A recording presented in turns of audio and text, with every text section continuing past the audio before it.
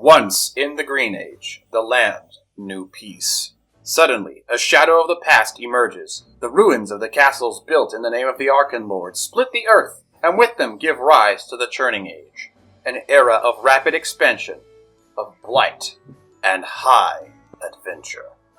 Now, Gamerex and as Mantrax. What do you mean we're going to a jungle? That's completely outside of my environment. Oh god, there's bugs everywhere, please help! Korak as Zaffir. Did you know Smithling required one to spin a top at 5 velocities at one point in time? That's when we called the Golden Era, and we said 3, 2, 1, let it rip! And Elatos as Andralphus. Man, I've seen this movie before. This ain't gonna end well. Must find their footing in this uncertain new age and hopefully build their own legend along the way. All this and more on The Ruin Runners. What happened last time? Ophelia, what happened last time? Thank you for telling me the right name. Oh.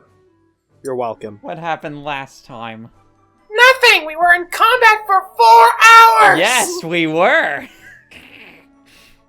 You're welcome! It was a very dynamic fight, though. Unlike the first Yes. session, the first combat in the ruins, we were kind of learning the ropes of the system more, but for this one, we had a better idea of what we were doing.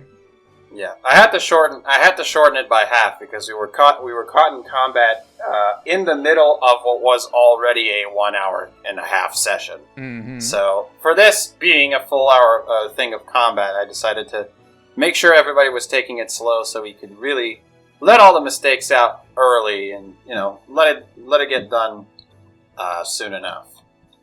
But regardless, you've defeated your opponent. These bizarrely coordinated scavengers, this gang, if you will, of scavengers.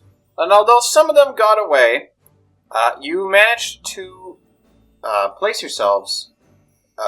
You managed to find yourselves with a cadre of a couple of them in your possession.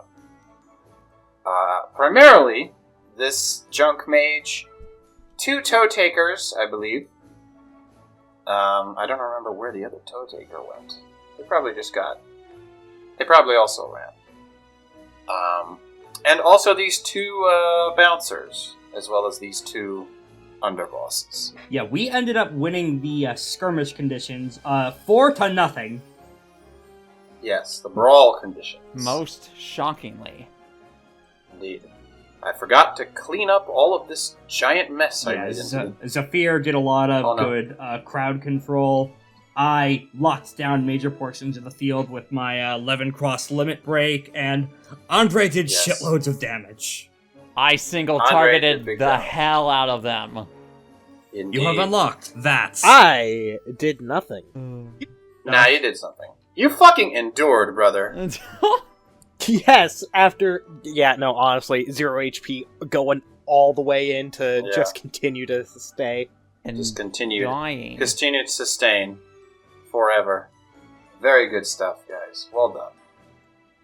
But, regardless, you managed to find yourself with... by the way, I'm going to need you to spawn Zaffir and Mantrax's tokens again, because in the process of trying to clean up the battlefield, I accidentally deleted them from reality. Yay! No, that's right. It's this button. Zaffir This Mantrax. button. It's a shame. Zaffir was so close to abstracting, and then you rescued him. Oh, where's the delete key on this? Abstract away. Zaffir. Thank you. Mantrax. You are required in the scene. Alright. I don't think I am, little buddy. Yes, you are. I don't think I'm required at all. Yes, you are. Welcome back. Also, you... Oh, I don't think we need Hey. to... I'm not sure if we need to record the screen yet, Alatos. We're good for now. Yeah, It's alright. I just have it on the It's side alright. just in case. Yeah, Appreciate worth it. mentioning, before I forget, worth mentioning, this map is by Zovia RPG Maps on Patreon. I forgot to mention that in the last episode because I forgot we were recording the screen. I just thought that this would be like a nice thing to use for the encounter itself. Hmm. Also, while I was talking, Lythander thought, or Zaffir thought to clone himself 17 times. 17 The Smithler technique times. of the shadow clone jutsu. Stop with the shadow clone jutsu. It's a forbidden art for a reason. The second Hokage taught it exclusively for Uchiha racism. What? Yeah. The second Hokage was super duper racist. Noted. Anyway, back to business. Back to reality. Let's say it. Let's call it. You guys find yourselves with a bunch of thugs tied around in one spot.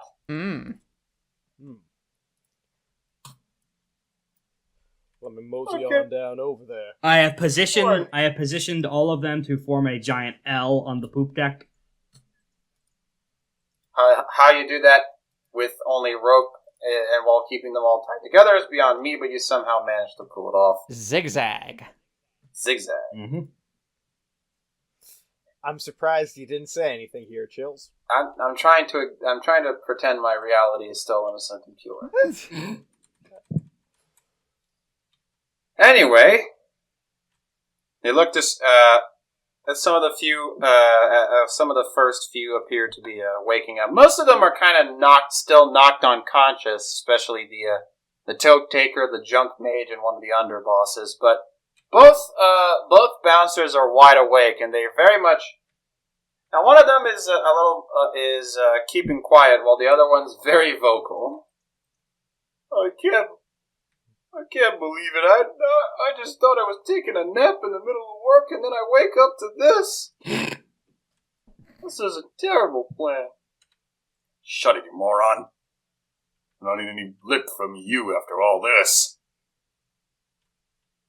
They begin bickering between each other. Lovely. You have the chance to interrogate them before the authorities get here. Staying heavily because I was brought to 2 hit points during the fight. Oh. This is true.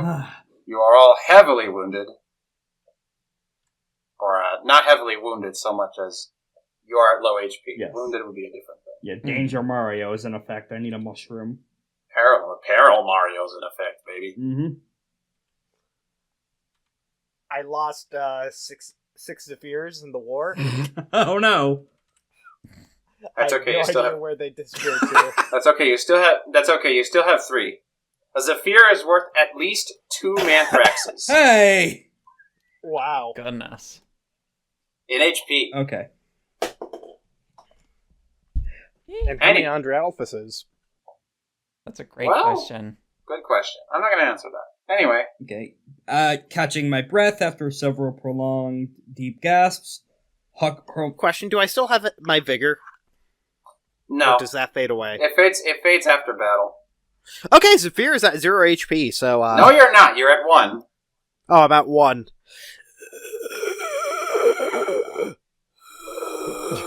I'd slide over to Zaffir. They better fucking give us hazard pay. I'm an 800-year-old man, and they still expect me to do this shit. I don't know. I don't think this was in our job description, which raises even further questions. Well, I mean, I'd imagine it wasn't. Sorry about that. My age caught up to me there. Zaffir is going to bonk all of them on the head. Oh, what was that for? Oh, You gotta teach the youngins how to behave with capital punishment, it seems. Oh, yeah, what am I talking about? I know exactly what it was for. Good. You'll learn how to be a better Trug then. No, that I'm not. I'm a Thrin. He's a Trog. Oh, I What were you planning on doing after you'd robbed the ship? What was your plan? Well, let's see. I was thinking of taking a pleasant trip to the prow and longingly stare at the sea. No. I meant your getaway plans. Well, after I was done, I was planning to go to Bora Bora. No! Your plan's to get off the ship after you were done sacking I it. know. What was your plan after you... I know what you mean. I'm just fucking with you. And I'm not telling you. Rolls all 4 eyes.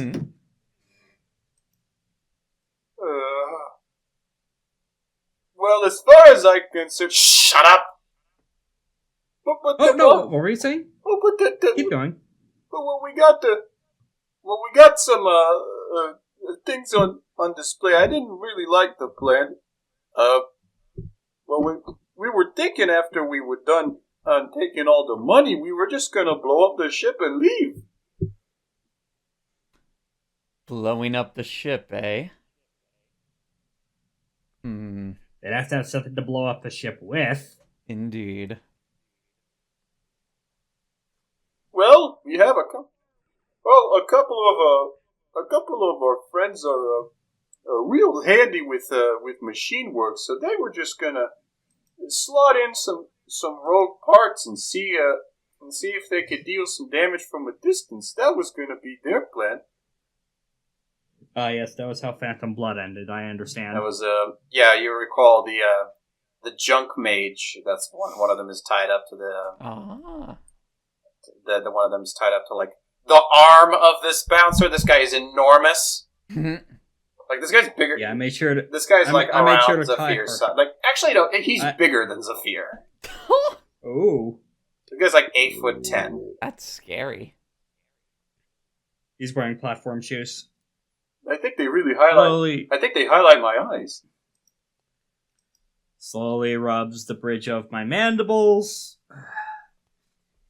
It's not just the mass loss to kin life that's really bothering me about this. This was a really poorly put together plan.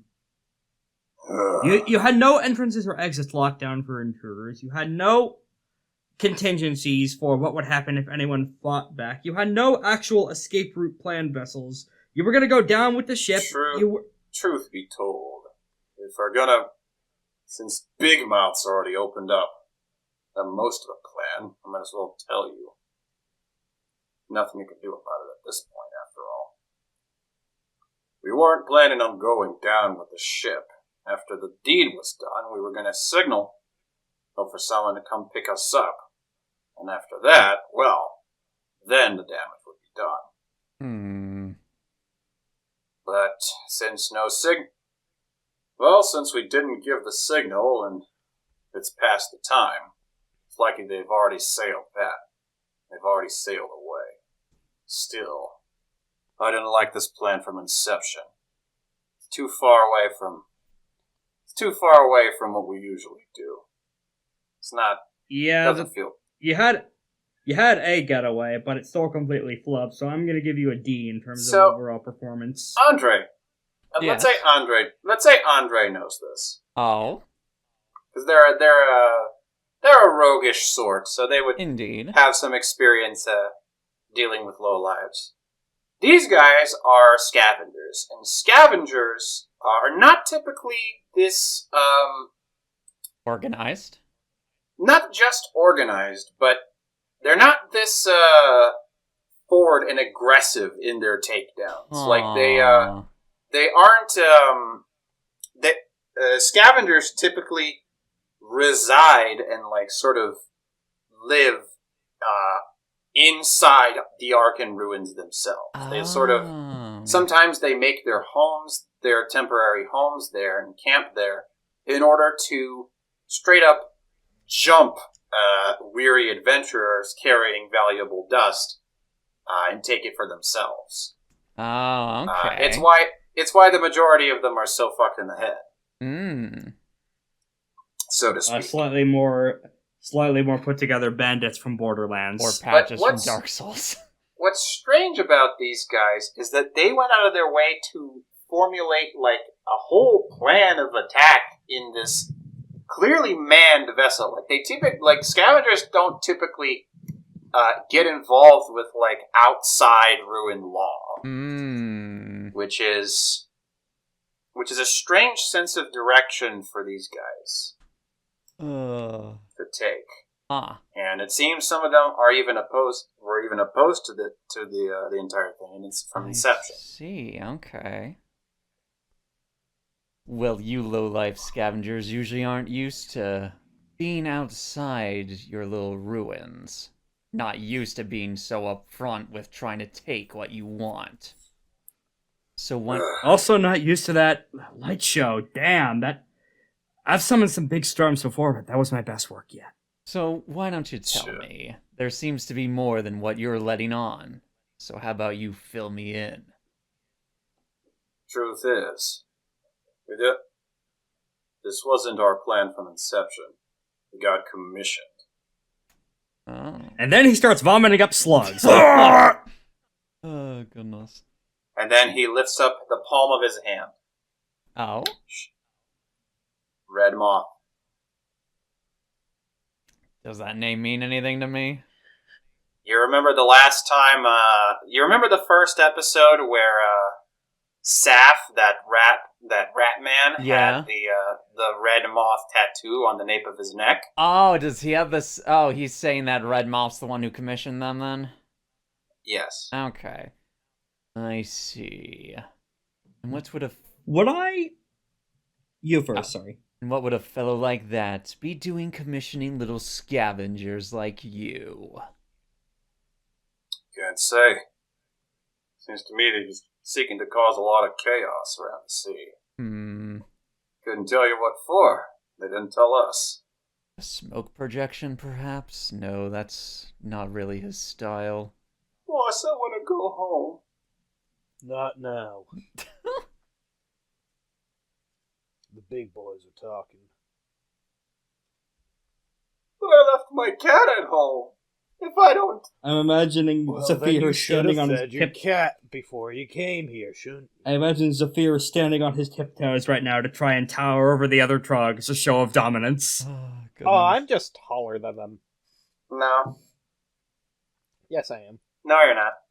Yes, I am. We established this. No. Yes. He's size 2, you're size 1. I'm size 4. No, you're not. Oh my goodness sakes. He's using the Shadow Clone Jutsu! Here we go again. I'm size 4. Meanwhile, back into the realms of discussion. That's actually still size 2. That's, yes. Size 4 would be a 16 by 16. Yes.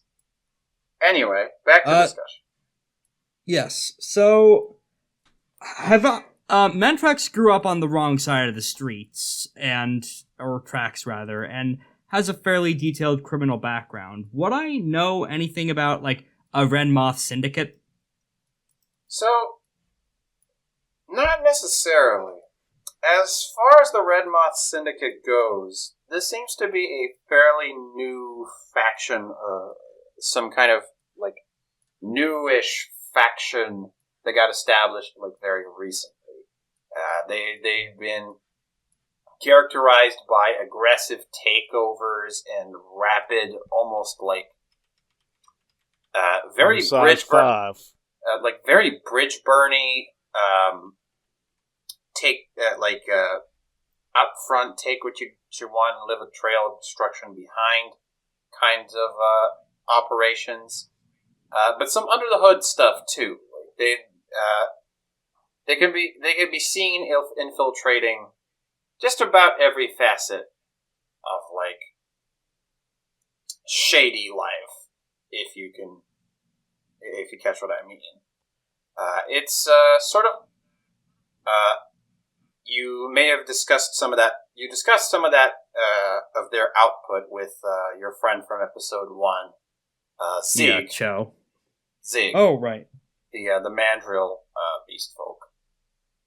Right. About how they were harassing his church a couple of episodes back. They seem to employ all sorts, but they don't tend to limit themselves to just the typical low-life scum you're used to knowing. They're not picky, as it seems. Mantrax considers all this. These guys are... I've heard once about these guys from back in the inn where we met up. way too new for most people in my networks to learn about. They gotta be coordinated somehow if they're spreading this fast like wildfire and have like planned target strikes to hire losers in ruins like this. I would say I'm on... Basically, I'm thinking along the same ways as you are, Mantrax. Either way, these guys are too far down the totem pole to get real answers. Though, it might not be a bad idea to ask some of the other crew members to learn any idea. Like, we don't even have to be sneaky about it. We could just go and ask, hey, some guys tried to take over and burn the entire ship down. What the hell's up with that? Yeah. Somebody might know something after all. This is Speaking of news, what do you know about these moth assholes? Well, as far as I can tell from what little I've researched on them, as most of my material was focused on the political aspects going on back with the Blue Crown, these guys seem to be fairly, how do I say this? You know, from what I've seen, mostly low-key. Like, this is definitely a first for whatever stories I've seen of them. I wouldn't think them brazen enough to straight up and attack a ship full of passengers and try to detonate it straight up into the sea. It's a bit foolhardy. In fact, they mostly seem to be represented by taking over small businesses and just sort of making their bases by applying some shady funding and then getting people involved into these schemes. As far as I can tell, they seem to be a bunch of bullies. They seem to just be a bunch of bullies. So, but whoever they are, they've got some serious financial backing. At least that's what I think. That's a weird combination. Like, I get the bullies and I get, like, high crime and financial places to do smoke screens, but one usually the other is a cat's paw. Like, something seems off about all this. Like, there's something on this ship that they're targeting that we don't know about or something.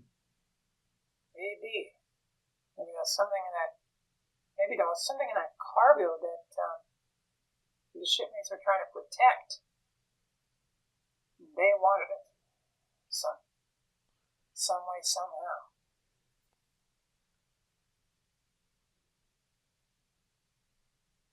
Or maybe they wanted the ship to sink with the cargo. What, that they were purposefully burying something here? Yeah. Maybe there was something important being carried down to the ship. And whatever this operation was had something to do with keeping it away from whoever wanted it. Could be worth asking. Well, that's friggin' weird. Mm-hmm. Could be worth asking the captain, but I don't know if that information will be above our pay grade. You know what would be helpful to ask, though? The contact I established here, Jeek. Ah. Zeke. Depends. I did pick him with the reliable tag. I did pick the reliable tag for him. All right. I imagine like this probably is narratively the time when the guards come up. Yeah, this is about the time where like the rest of it comes up. The Sea Police. Yeah. As a very important man once said, the Seamen. Stowaways, pirates, handled. Welcome. Yep. Well, we certainly appreciate your help, son. Twirls guns and revolver ocelot. All right. Sheathes sword dramatically. We'll take it from here. Suplexes dramatically. What do you suplex? The air. One of the trogs. Okay. That's good. As they're taken away, one of them,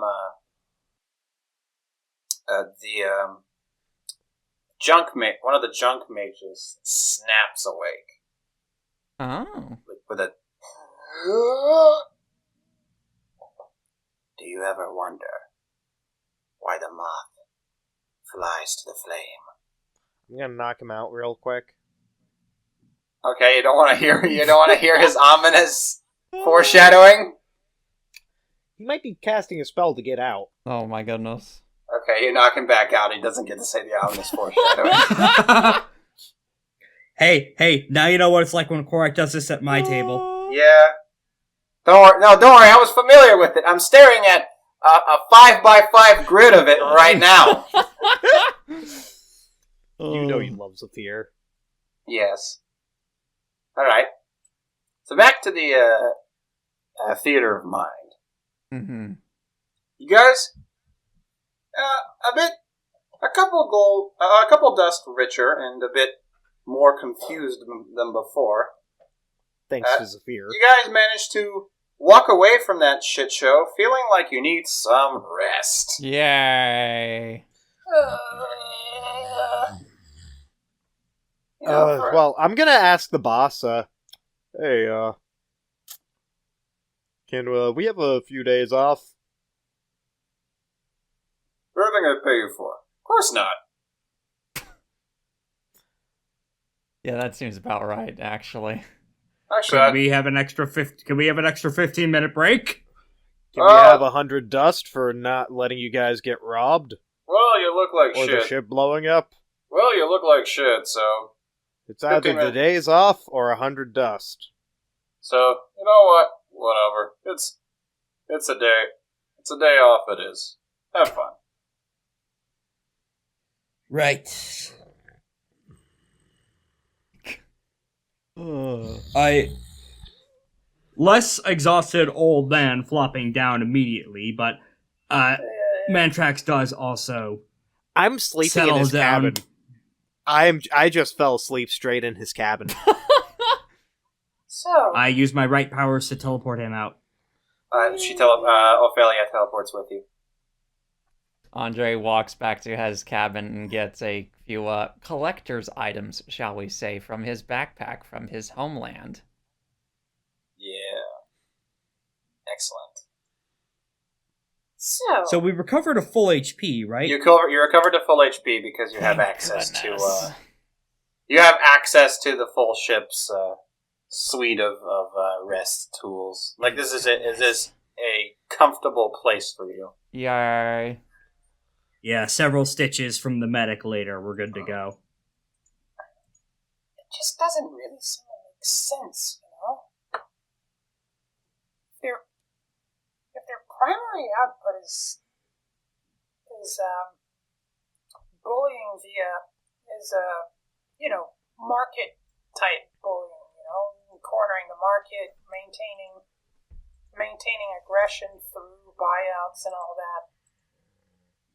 What's with the criminal operations? Why involve such a weird link, you know? Smokescreen for something else, but what that is, I got no clue.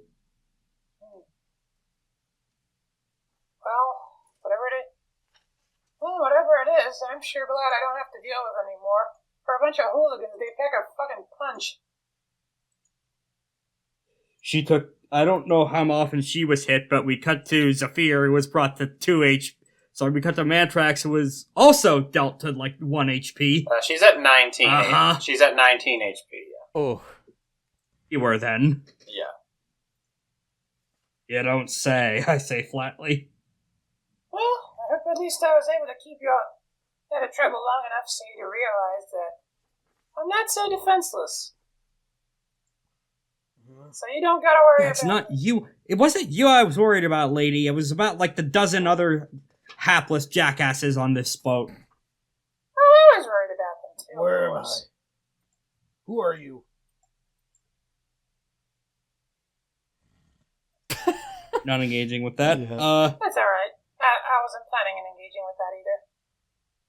Yeah. How close are we to our destination? Fairly close.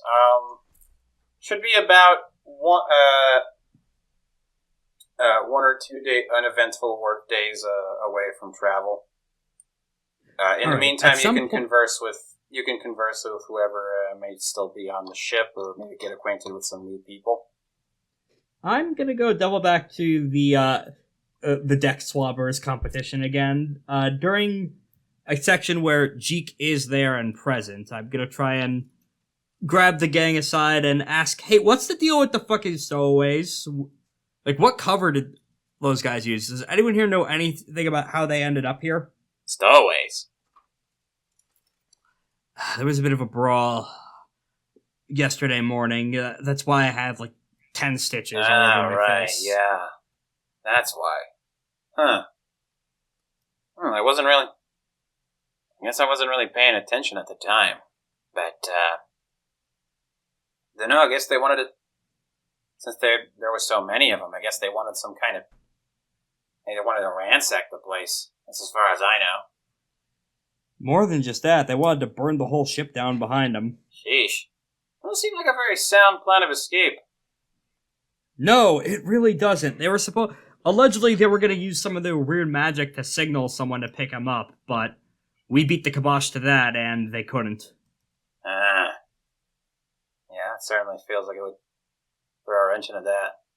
Well, all's well that ends well, I guess.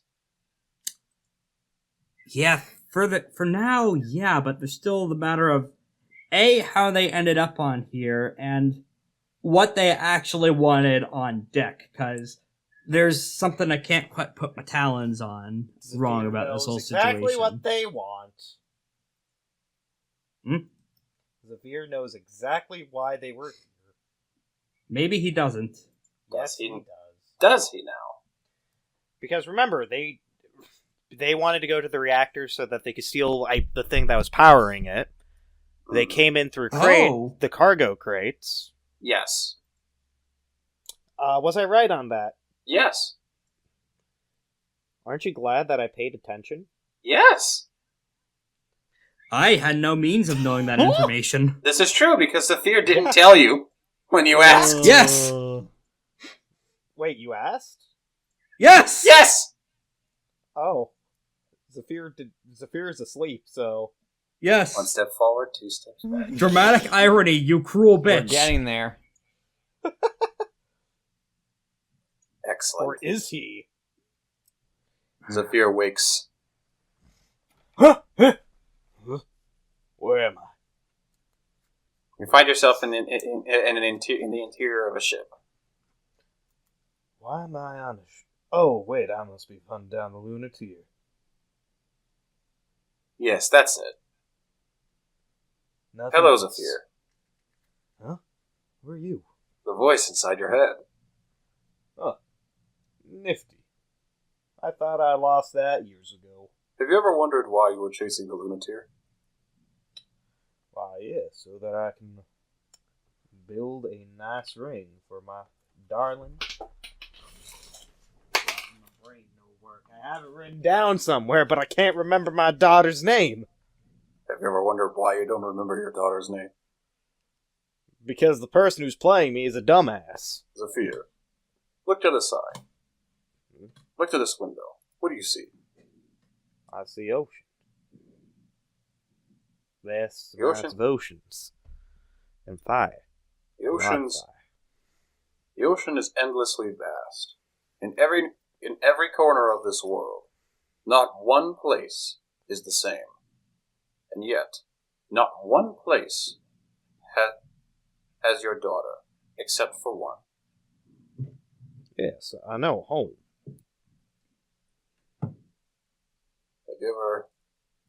Have you ever wondered why you're not home right now? Because I'm looking for the lunatic ore. And you think that would make her happy?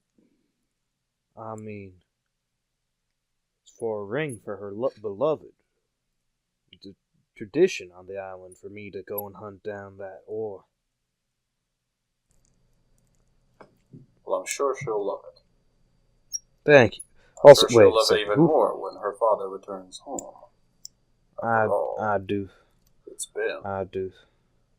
a couple of years. What do you mean it's been a couple of years? I only just started this like a month ago. Oh, really now? Side note, Zaffir has been out on the sea for like 10 years. Cool. Zaffir, Is he just lying to the voice in his head? Zaffir doesn't know how long he's been out into the briny sea. Yep. Yes. No, I'm not. So, to answer that question, Rex, no, I'm not lying to the voice in my head. Yeah, I've decided to workshop something just now. Oh boy. Okay. But anyway, back to the scene. Back to the scene in with Jeek and Mantrax. Well, I'm sure the cargo crew seemed real spooked. Apparently they heard some rumbling coming in. I didn't think nothing of it at the time, but the place was left in chaos after that. They wouldn't let us. In fact, they won't even let us back into cargo after the whole incident. What, think they have the bomb sitting there or something? Dunno. Point is, they want us out of there as soon as possible, for as long as possible. Whatever they must have had in there, I don't know. Maybe they didn't want us to see it. That's just... They being the pirates, right? Maybe they being the pirates. Maybe they being the crew. I don't know. I'm just a sport. But what do I know? I just play the sports, man. Oh, by the way, you want to see me beat my record? Yeah, sure. I already did. Want to see me do it again? Yeah? Okay, I did it. Nice. you blink and he's done it. Oh boy. So, You want to see me do it again? a couple more days of lazily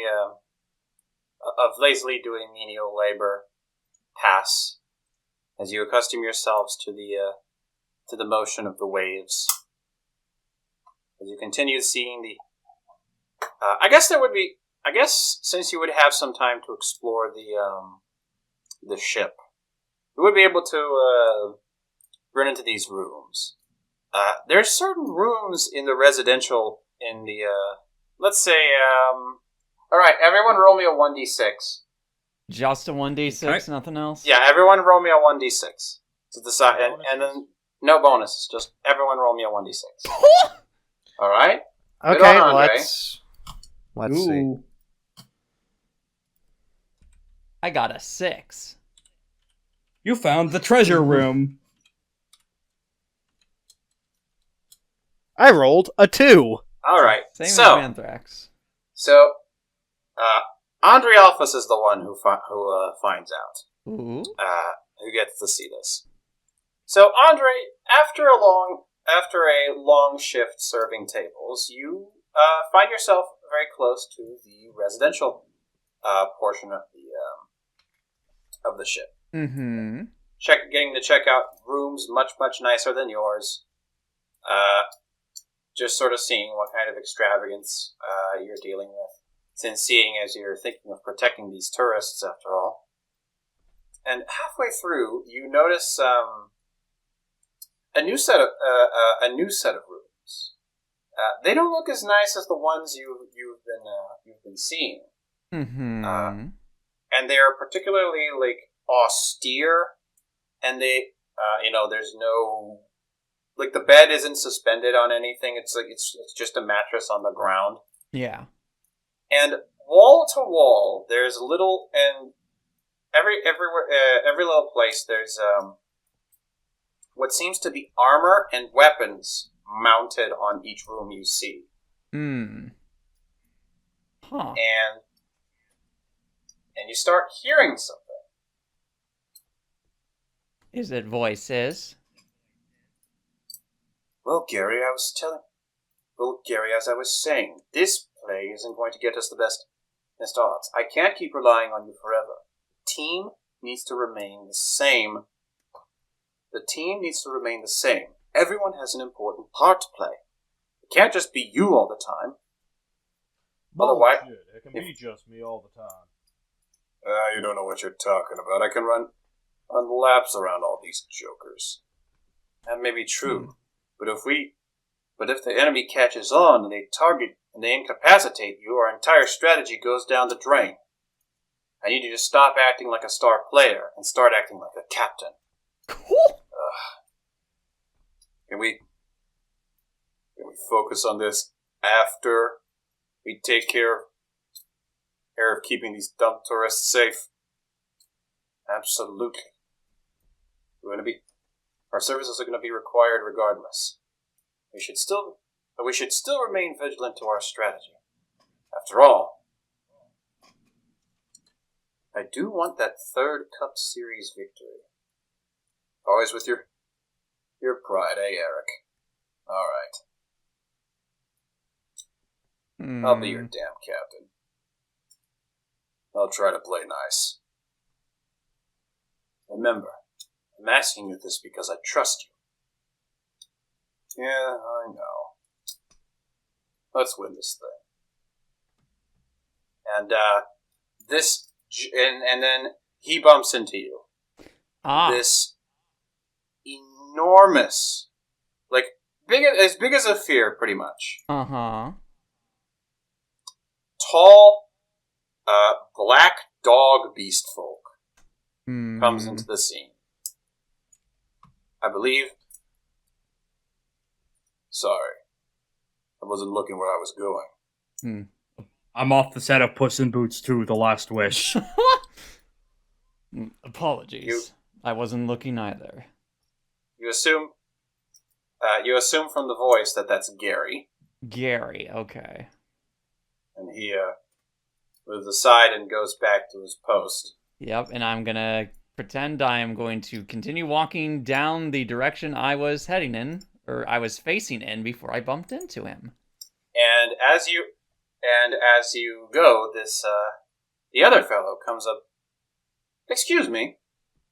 Yes. Hello. Could you perhaps be lost? I don't think I've seen you around the ship before. Oh, I was a hire-on recently to help with some of the duties here on the deck, or here on the ship. Ah, I see. Oh, I recall something. You must be that wonderful server that we were being told about back during practice. I suppose that might have been me, yes. You put on quite a show. Just a few tricks from my homeland. A skill of precision that goes wonders in a battlefield, as it does in the field of sports, of course. Certainly. Have you ever considered being what's the term? Have you ever considered being a thrower? A thrower? Yes. You see, in the sports, you may not know of it, but as a sport played in close to Malaket, just a couple notches is down, just a few dozen miles down south from Meriday, I believe. It's called sports ball. Jinx, you owe me soda. Oh my goodness. I see. And what exactly does being a thrower... Is that a position of sorts, or what? Well, yes. Blitz ball. The thrower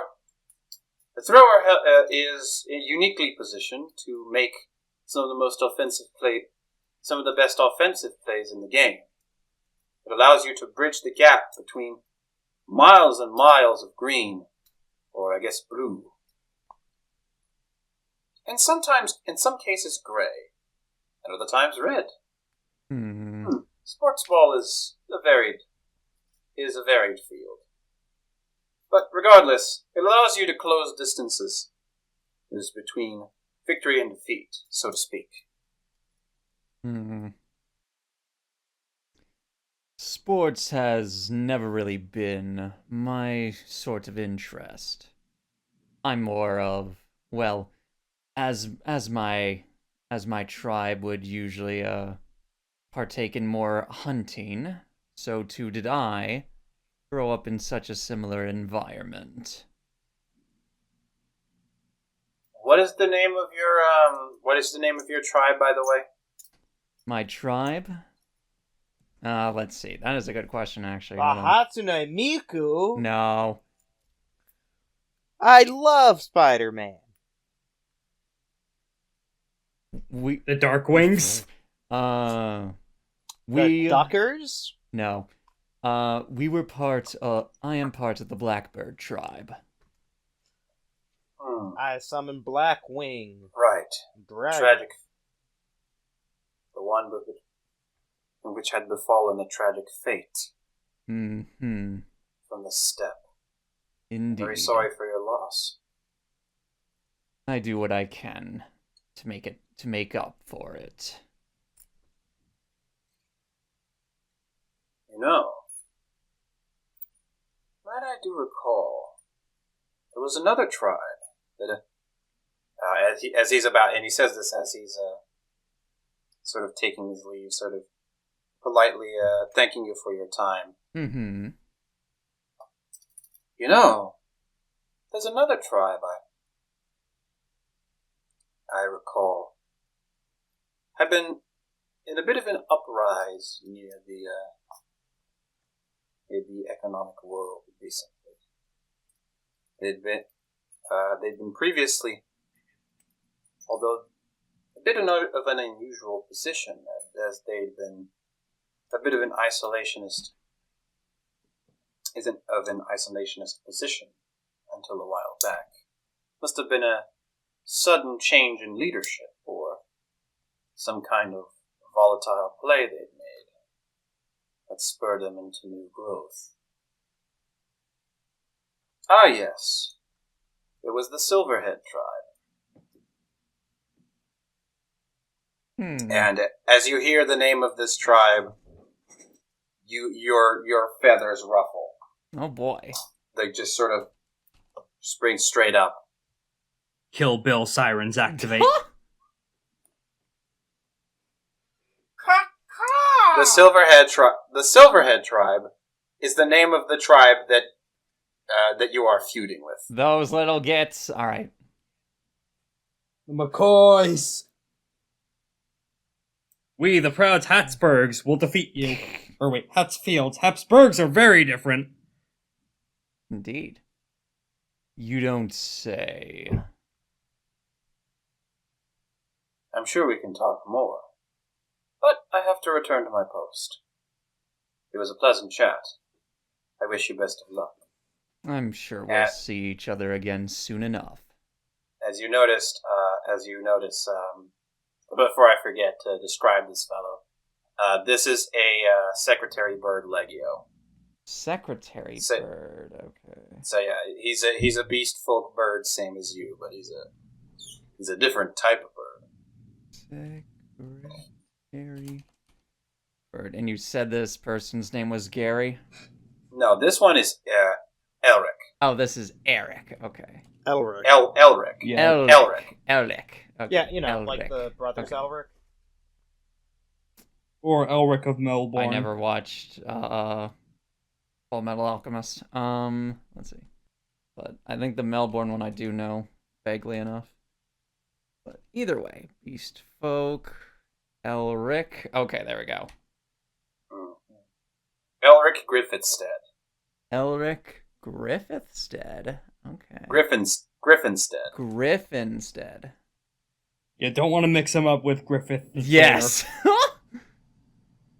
Yeah. Griffinstead. Okay, there we go. What do you mean, Griffith? Elric. Never. I still need to read Berserk. Griffith isn't a traitor. I have the first omnibus. I need to get the others.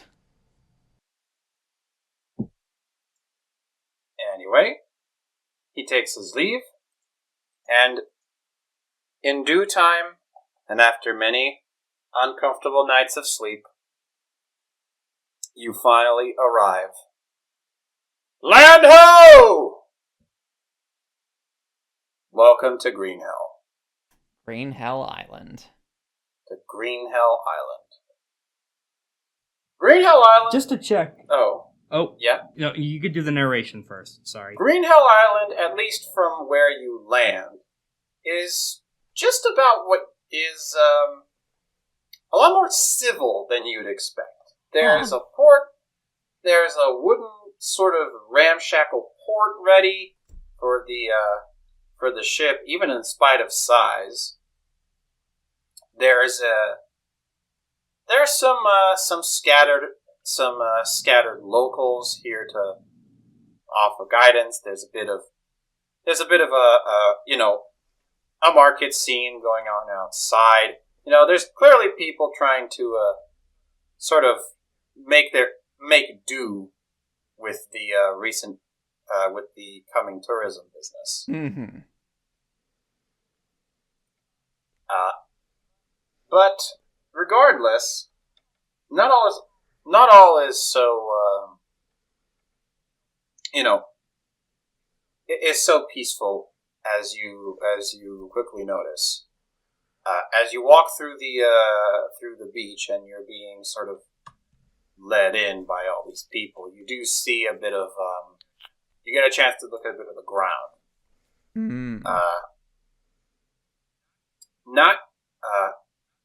Not the usual coloration you'd expect for a rainforest type situation. You'd expect a healthy brownish from all the clay and mud and the fallen leaves over time taken in. Mm. This is gray. This is a clear gray, almost granular, sandy texture, like almost sandy texture, coming in from this forest. A sickly, a certain sickly like green glow comes in from sort of the veins of the trees.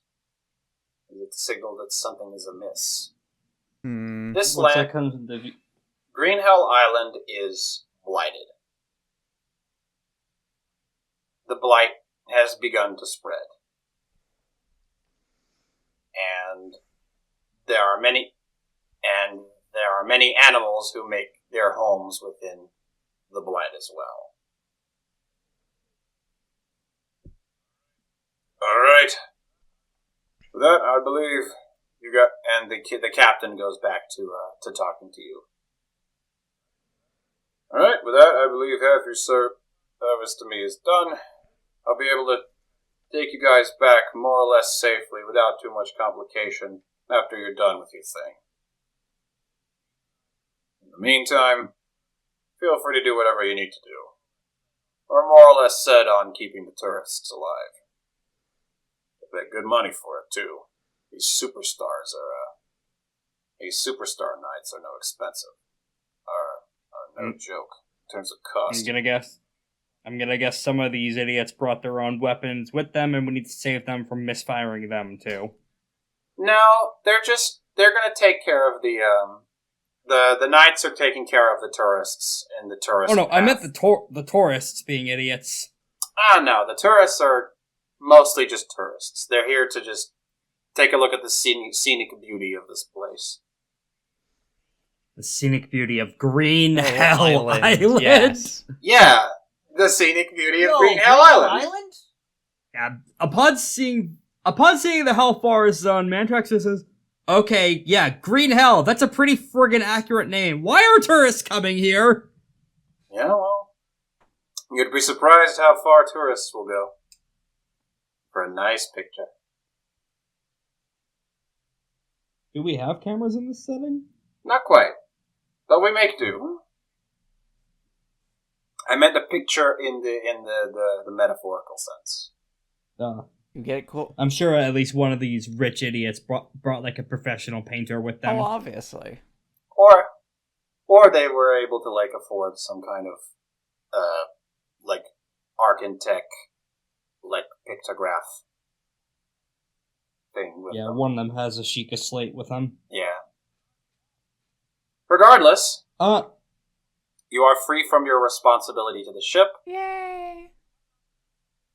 However, since you did denote, I am not entirely relieving you of your responsibility to tourists, because guess what?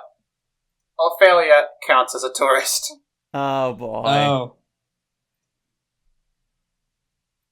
So, keeping her out of harm's way also counts towards completing your objective. Okay, so once we get that speech, I'm going to turn around to Ophelia. Hey, we're headed for the Arkenruins. Are you sure you want to join along with us for the death trap? Of course I'm sure. I've been here till now, haven't I? I'm not about... Yeah, I know you can handle yourself against goons. I saw that. Arkenruins are a whole nother ball game. Yeah, I've been meaning to get into that. Arkenruins have been a constant danger to the lives of the people. I mean, look at what they're doing to this island. And since there's people here, it's our responsibility to shut it down permanently. Can't say you're wrong, but keep to the back. Let the professionals handle the traps first. Again, I am bewildered how much you're not considering my capability. Let's not forget who saved you from those goons back there. Again, completely different circumstances here. I've been inside Arkenruins before, a couple times. I know more about them than you. Times.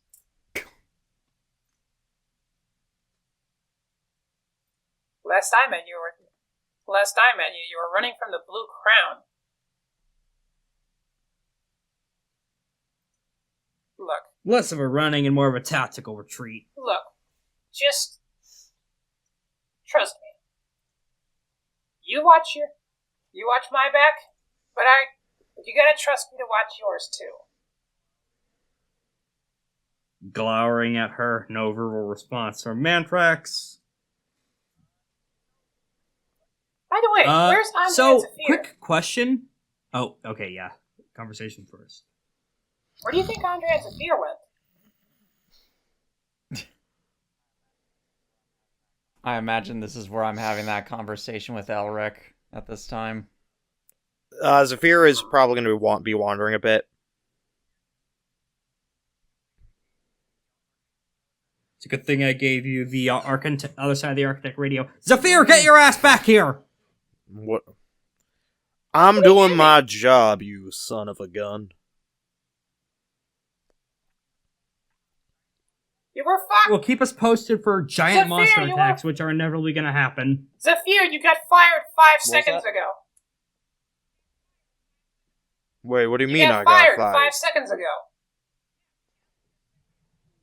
Yeah, the captain just said you're relieved from your duties. That means you're fired.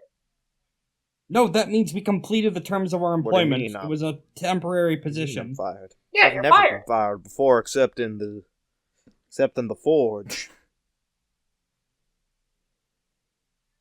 Yeah, well, it's the first time for everything, honey. Now get over here. You got an Arkenruin to shut down. I don't know if I'm capable of doing that. He's gonna head Just over. get your butt over here. Out of curiosity, did we have time to do any of the fishing and potentially potion brewing in the few days leading up to this? You may. Okay. You may if you so desire. We can try some fishing. Yes, you can. Keep in mind, if Andre. Alatos does it, you get the +1. Yeah, you get +1 to the score. Oh, okay. Go Then ahead yes. and roll 2d6 instead of the regular 1. Roll 2d6s. Okay. And Zaffir, would you like to contribute 1 dust for the potions fund? What potions are we looking to make? Ooh. Before that, let's analyze that roll. You rolling a 6 baby! means you get a rare fish. Nice! A rare fish is pretty good. Let's go. So you get to roll again. Roll 1d6 again. 1d6. Please let it be kind and full of grace. It's a 3. Right down the middle of the road. Okay. So, a 3 Ooh, gets you that's a really funny. Gets you a right fish. All right. And this one's really funny. It's spelled W-R-I-G-H-T fish. Okay. Ask the fish for advice. If you follow it, gain +1d and increased effect on your next narrative action. Oh my goodness. Fish. Tell me your wisdom. I think the bird you just spoke to is bisexual. I see. Ask again in 5 seconds. Andre taps his talons on the ground for 5 seconds and then asks again, Fish, what is your wisdom? Should probably wait for more than 5 seconds so I can come up with something better than this. Ask me again in one scene. All right, Andre's gonna take the fish and then go back. So we still have the Phoenix flask for the potion discussion. We can only have one major flask at a time, so we could go for one of 4 other options. Yes, you can get some baby flasks. Yeah, Flask of Action to gain a boon on a narrative action. Mm-hmm. Flask of Resolve to gain 2 effort. Flask of Alacrity to dash 4 in combat. And Power Flask to bonus damage on the next action. Ooh. Yeah. Make sure, just to remember, combat flasks regular flasks can be taken as a free action in combat. Nice.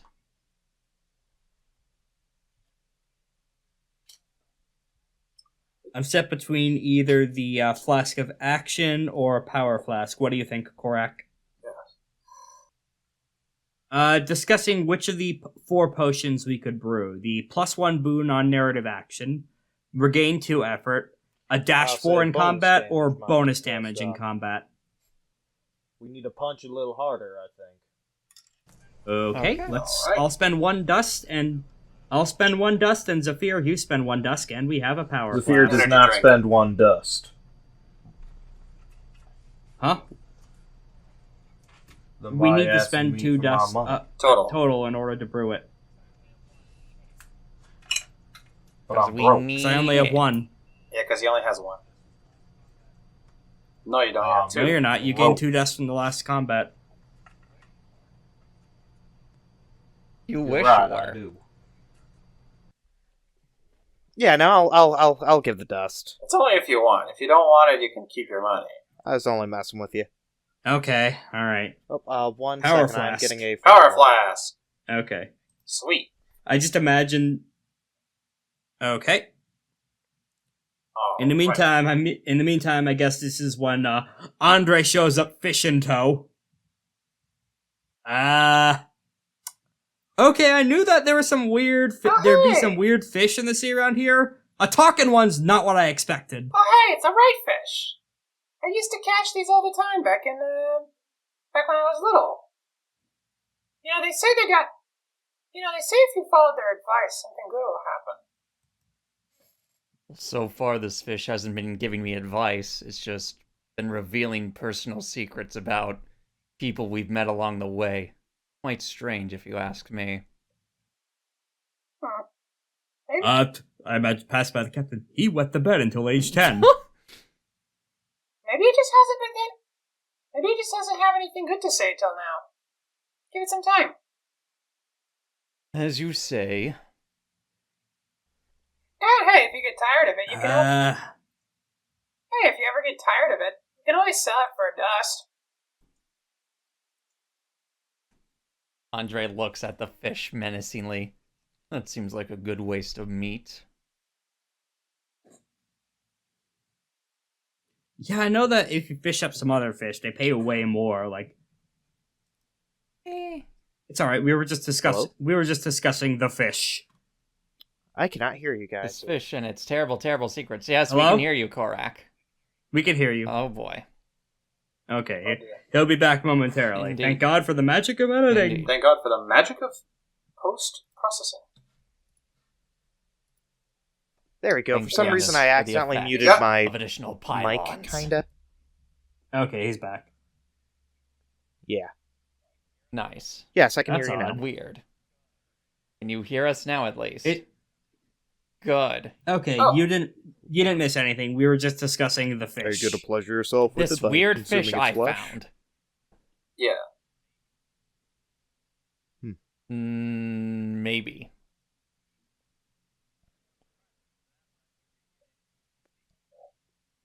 Might want some privacy for that, but you do you. Indeed.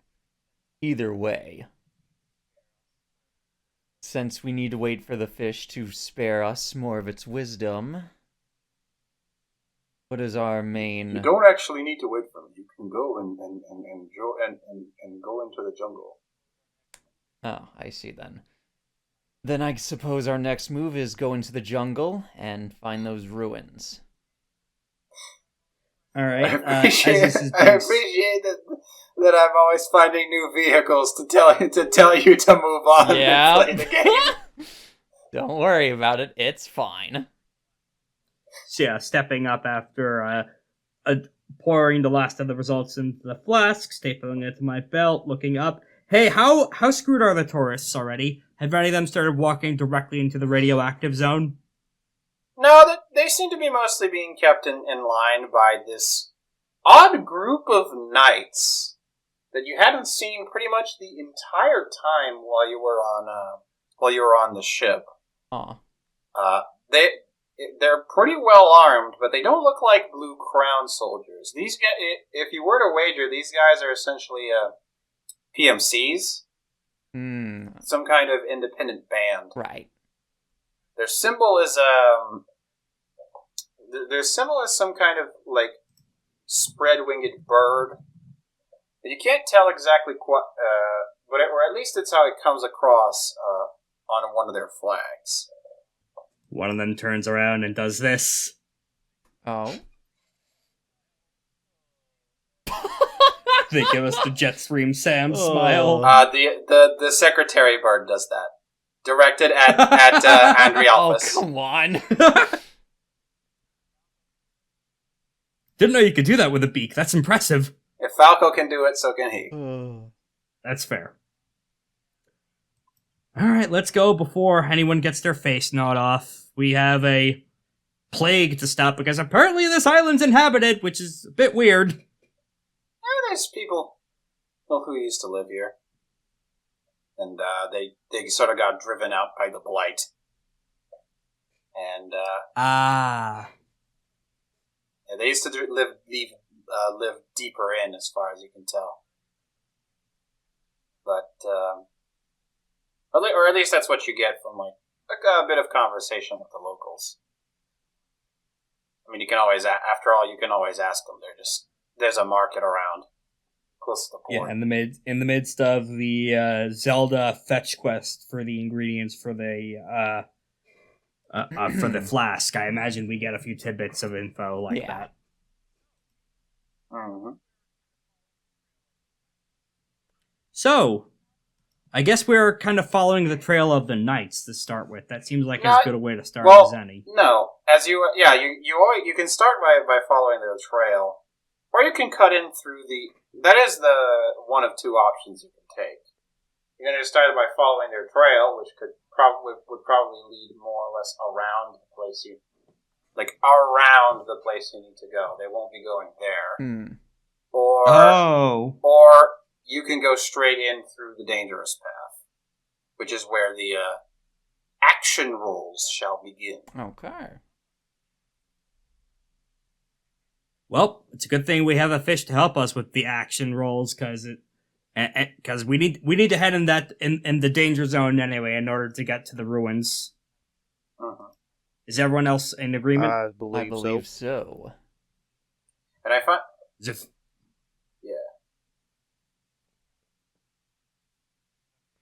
Yes. Zaffir? I am. Zaffir, are you ready to begin the Very narrative? much am. The narrative exploration. The narrative.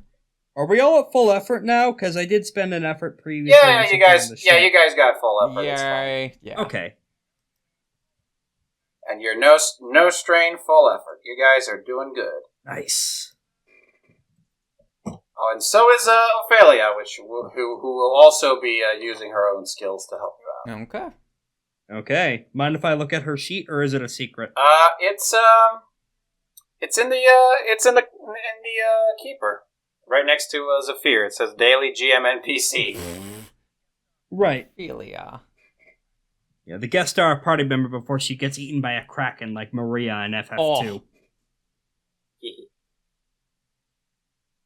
Yaga. Leth in Sukur.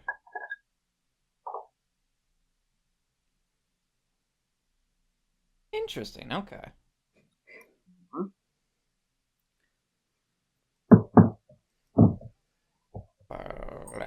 So, how bad's the media environment we're walking into? So, as you begin making your way down what should be essentially these base rainforest grounds, the trees start getting more and more dense, not only in stature but also in quantity. More of them appear closer and closer together, almost fused and sort of twisting, forming directions in a way, almost as if forming some kind of entwining roots around the space that you're walking. These, you feel as though you're walking for a very long time without making too much progress. This place looks the same. You essentially start, but after a while, you find a clearing. A path with four directions, including the one you just came from. A rock in the middle, and covered in moss, of course, just to make sure. And all along the place, the trees sort of twist and turn in all manner of directions, sort of blocking the path from any other direction except these four. When you walk in any one particular direction, you end up back at the rock. Insert Lost Woods theme here. Super Mario RPG. I think after the second time this happens, Mantrax looks at Andre. Okay, this seems like primo opportunity for fish help. Fish, what is your wisdom? The animals walk through these woods every day. Perhaps by studying what they do, you may find the answer to your conundrum. Well, I say we follow what this fish has to say. Let's study the animals. Alright, somebody roll me study with +1d. Ooh, let me see. Do I have anything 6. in study? Hold on. I have 1 rank in study. I have 0 in study. But you have 1. Let's see. You can always just not follow the advice of the fish and try something else. I don't. Think of something else. I wish to follow the advice of the fish. Alright. I can give it a shot for the roll then. Alright, 2d6. Keep highest 1. Okay, go ahead and add a boon from the fish. Let's go ahead and load up the narrative play sheet. Oh, before I forget, let's foreshadow consequences. Oh, okay. Okay. So essentially, by attempting to study the animals, you're essentially trying to focus really hard on defining some established patterns on how the animals navigate this treacherous space.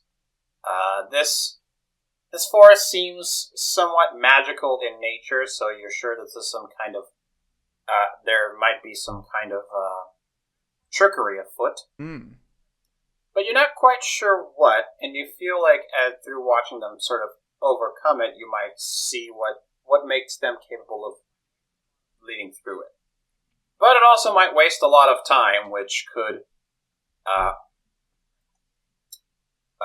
lead to you losing precious daylight. Oh no. Which could be bad, considering you're in the jungle. Indeed.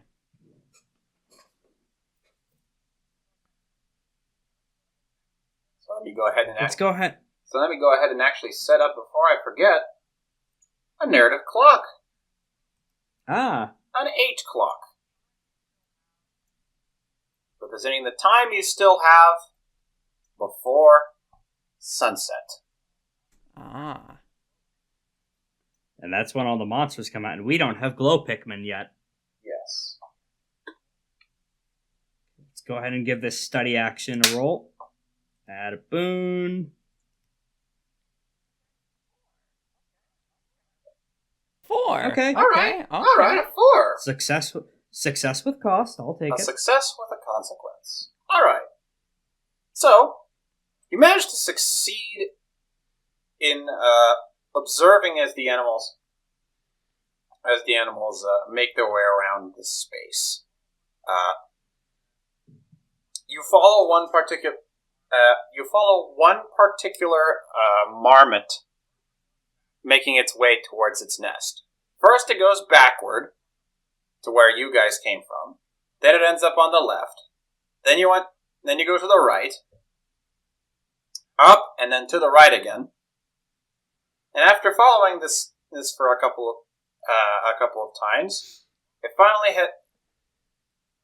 taps the rock a couple times, and just like that, moves forward, and the path is finally revealed to it. Hmm. And so you decide to follow in this extremely cryptic order of events that you are sure was set up as a prank by some very annoying hobs.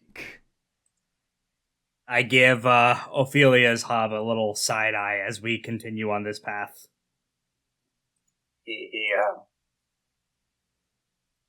looks away from you in embarrassment a bit. I thought you were going to say, he gives the same smile as Jetstream Sam again. He also does the Jetstream Sam smile. You can't do that. He has no beak. He has no mouth. Okay. However, name is Bean. However, as you are observing these animals, something else is also observing you. Oh. Although you don't immediately realize yet. But as you continue walking down this path, and now let me go ahead and before I forget, let me also make another clock, another 8. This time to represent. Let me copy the first one. Your progress through this jungle. Okay. Green means good. Red means bad.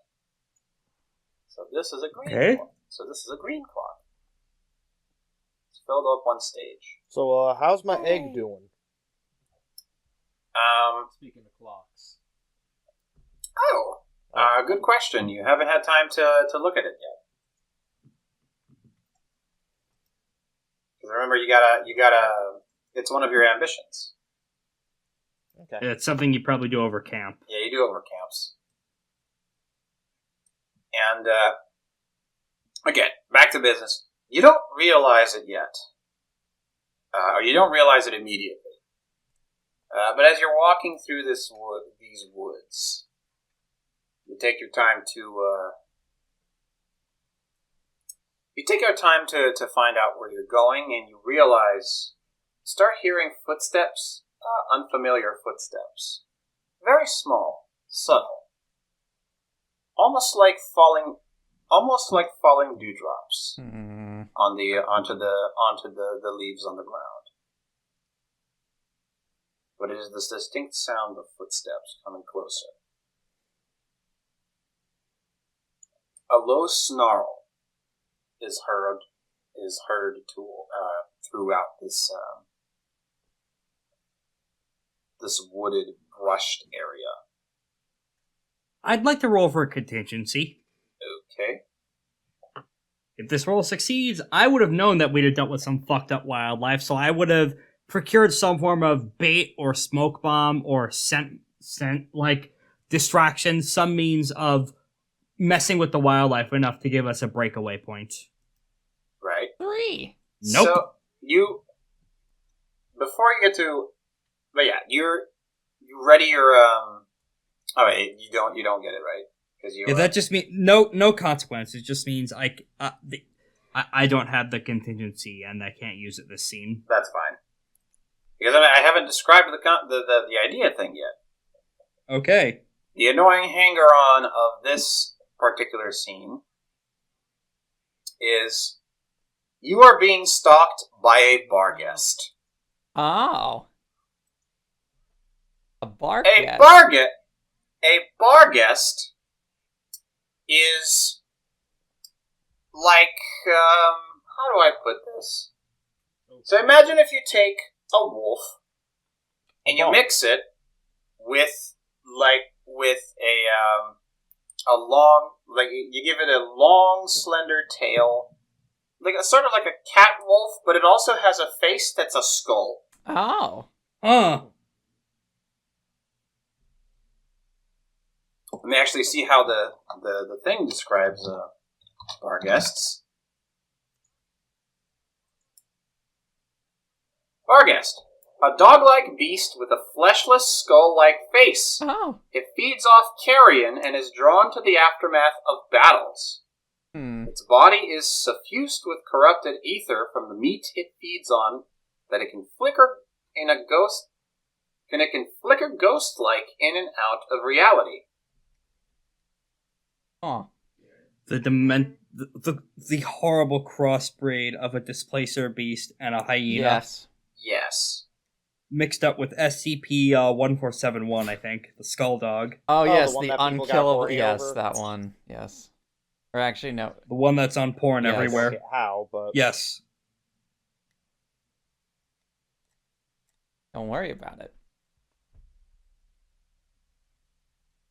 So, you're currently being chased. You're currently being chased by this nightmare creature. You're currently being not chased, but stalked by this nightmare creature. Awesome. Who could inflict harm onto you if it so desires. It has been attracted by what you assume is the smell of your freshly sutured wounds from the battle you had fought a bit prior. Mm-hmm.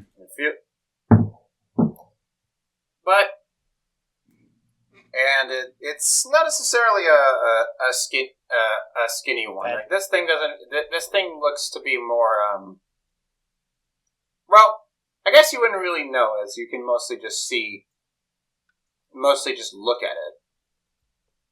You can't really tell if it's been fed or not. If it's like what its true intentions are. You could find out with a study, or with some kind of sensor. You know, you decide ultimately how you deal with this beast.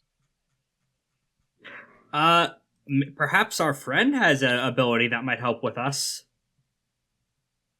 Ooh, the fish. No, Ophelia. See. When you lead an action to Exunt? flee or to escape, don't spend effort. Exunt. Exunt. Oh, that's how you spell that. Okay.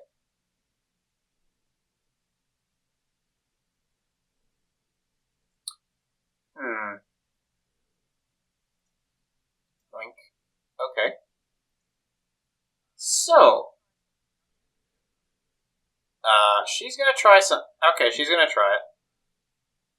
She's also gonna spend an effort to use her her sneak in order to escape. Attempt to lead you guys to escaping a wild animal. It says she doesn't need to spend effort. Is that in regards to the team action thing? No, she's spending effort to give herself an extra dice. Oh, okay. Alright. I'm going to try. I'm going to try to use some of these leaves as cover. I'm going to make a big burst of air. And in the chaos, we're going to hide away. Also cover yourself in mud. And then he's going to lose our smell, and we're going to be home free. But it's going to be just right. You guys ready? As ready as we can be. I think there's nothing more for us to do. Alright, here we go. Hey! Ooh. The plan has worked to perfection. So, insert Scooby-Doo running gif. Mm-hmm.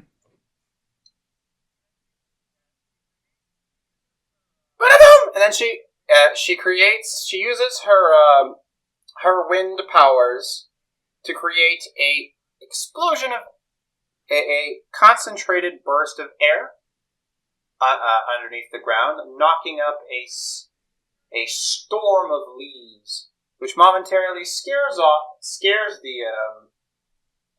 the bar guest a bit from you. And as it goes to take a swipe, you are already gone.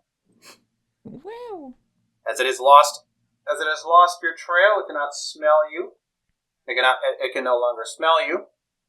It retreats back into the dark depths of the jungle.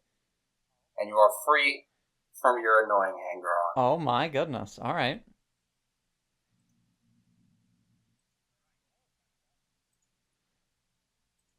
Alright. Well, that was messed up. Yes, it was. I'm really glad that worked. I didn't even know what I would do if that didn't work. That was scary. I'd fry it with lightning. I guess that works, yeah. That probably would have made sense too. I don't want to hurt it though.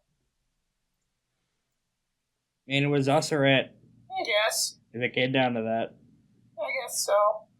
Yeah, I get being squeamish about hurting other kin. When it comes to monsters, I ain't gonna hesitate. Oh, that thing looks terrifying. And this is what it looks like. Oh, yeah, that's way more... I thought it was fucked up, but that's a level beyond what I thought. Damn. Yeah, there's some fucking evil beasts in this. That's going in the video. Evil-looking beasts. You might want to take it from the manual, because I forgot to edit out one piece of white from its little claw there. All right. It's fine. I can give you a cleaner copy at a later date when you go edit it. Right. Anyway, returning to the plan, you make your way to another clearing. This time, a much more open space. This time, a space filled with water. This is a mangrove. Mangroves, as you know, are unique spaces derived from special trees that are resistant to the salinity of seawater. And as such, they can form swamps with saltwater swamps all by themselves. Wow. Yeah. Look up mangrove when you get the chance. They're really cool looking environments. Sure This is enough. essential. Yeah, these long spider-like roots extend all around you into this suspicious-looking, onto this very greenish-looking water. Almost black-looking water. Hmm. And another fun sight, as you walk around, you see something else huge emerge in the distance. Oh boy. A crab. Oh, great. A big crab. A big crab. Bigger crab theory. It's a ruin crab. Giant enemy crab. No, it's a friendly crab. Oh, that's good. So in this environment, thanks to the blight, a lot of crabs gain the ability have grown to larger size, thanks to the dwindling competition for food sources. And as their carapaces are actually resistant enough to the acidic waters, they are able to traverse freely, leading to an environment pretty much all their own, mostly all their own, save from the exception of like a couple birds of prey that are smart enough to flip the crab over. Crab, the apex predator. Crab. And as you go, as you think to take a dive into this water, you see a little fly walk, like just sort of land on the water and... And? Well, it doesn't come out. Oh! It explodes with a low-quality PNG effect. It doesn't explode, but it does sort of just get singed by this water. Oh, no. This water is very acidic, thanks to the blight. And yet this crab is scuttling right toward us. No, he's just kind of scuttling forward. He doesn't care. Oh. He's just scuttling. It's a crab. Okay. It's just hanging out. As it turns out, not all ruined beasts are hostile, actually. Thank goodness. Oh. Yeah. These are nice ruined beasts. Actually, this raises the question then of, can Zaffir talk to it? Good question. Zaffir, can you talk to the ruined crab? You want to talk to the I crab. will attempt to talk to the crab. What would I need to use for it? Color tongue. Yeah, I'm Color going to tongue. activate Color Tongue, and I'm... Hello there, my friend. How are you? Crab. Ah, you're Crab. Nice to meet you.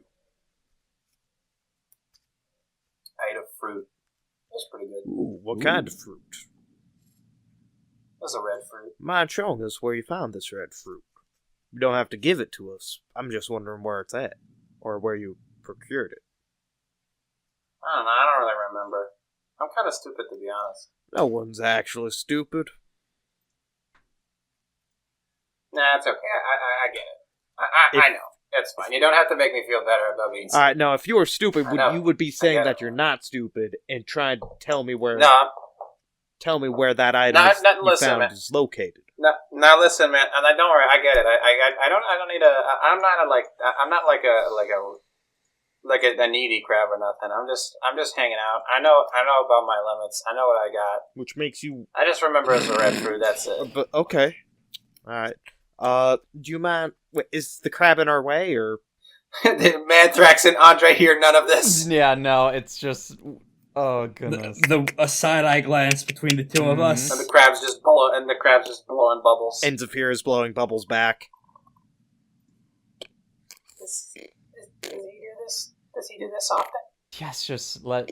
He's done it. Just let Yes. him do this. It does work. At least the one time I saw him do it. I'm just saying that, and then you guys are engaging in like mature, like emotionally mature social conversation. Look, I'm just saying that emotional maturity is more than just about leaving the nest and all that and doing things yourself. It's about knowing yourself in a real way. It's Absolutely. Like, I may be stupid, but I know at least that. Yeah. And I got my own way of dealing with the world. That's more or less what I'm saying. See, that's not being stupid, my friend. Yeah, no, it's fine. Nobody's fully stupid. I get it. I'm just saying that I don't really remember where it was. So, I actually have a question regarding Fruitful. Is this a new popular location compared to the ship? No. Okay. Yeah, what do you mean? When you say fruit, populated location? The port of like Green Oh, Bell. the port is a populated location. Okay, I'd like to proc Fruitful then and pick won't need a favor in regards to the tag for this person. It's a crab. To the crab? No, I'm just saying that No, it's the crab. To someone we met earlier in the shopping scene. Okay, yeah, sure. I can work on an NPC for that after you're back. But yeah, so for now, Zaffir's still handling the crab. The crab is mostly talking about unrelated matters. And you still have the very real problem of there's a giant acid river you need to cross. Do you know if there's anything that you can do to help us cross this river? Are you trying to roll charm on this crab? Sure.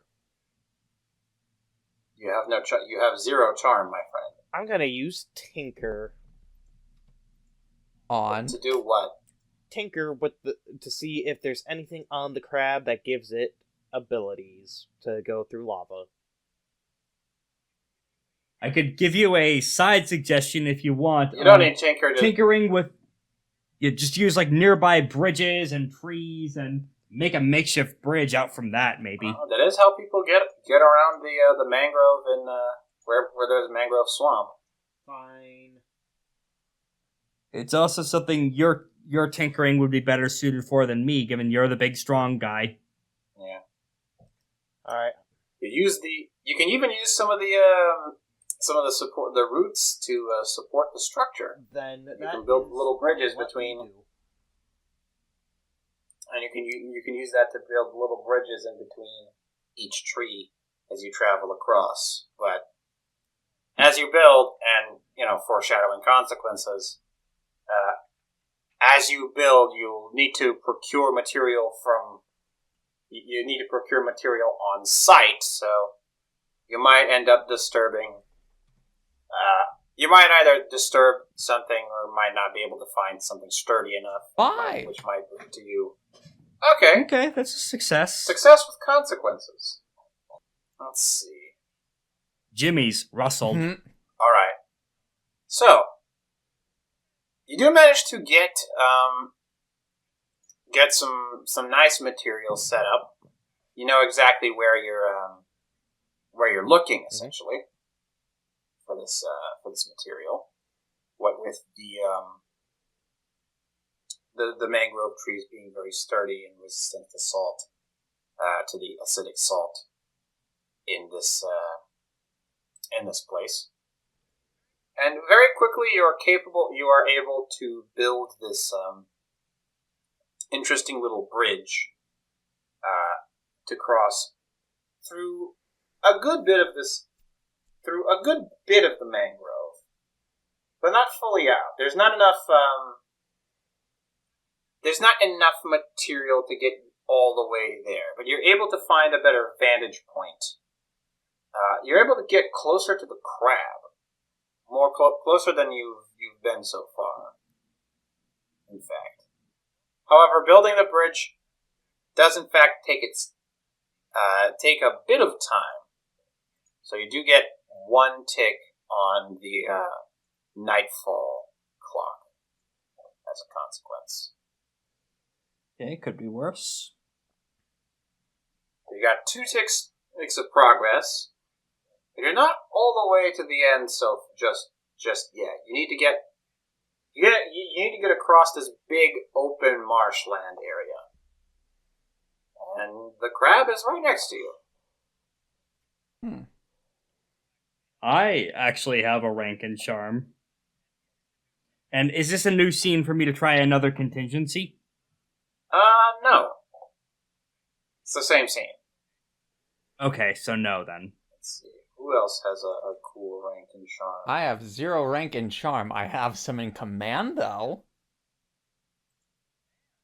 Command could also...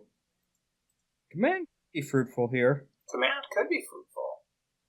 You could attempt to intimidate this crab into into helping you pass. Yes, I could indeed intimidate the crab, or attempt to pull rank on the crab. Pulling rank on the crab. I'm taller. I'm boss. Excellent. It's definitely a good idea. Should I give it a shot? I think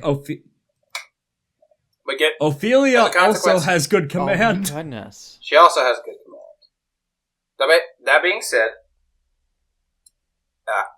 failing to pull rank on the crab would lead it to becoming Angry. not hostile, but more indifferent and threatening to leave you be. Indeed. As you make weird noises at it, it feels bothered and wants to leave. Indeed.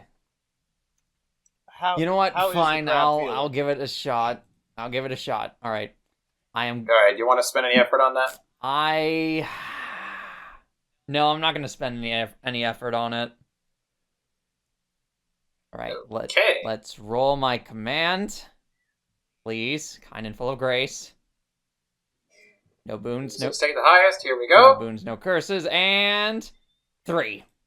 Go. Failure. Ooh. Yikes. With 3 dice. Yep.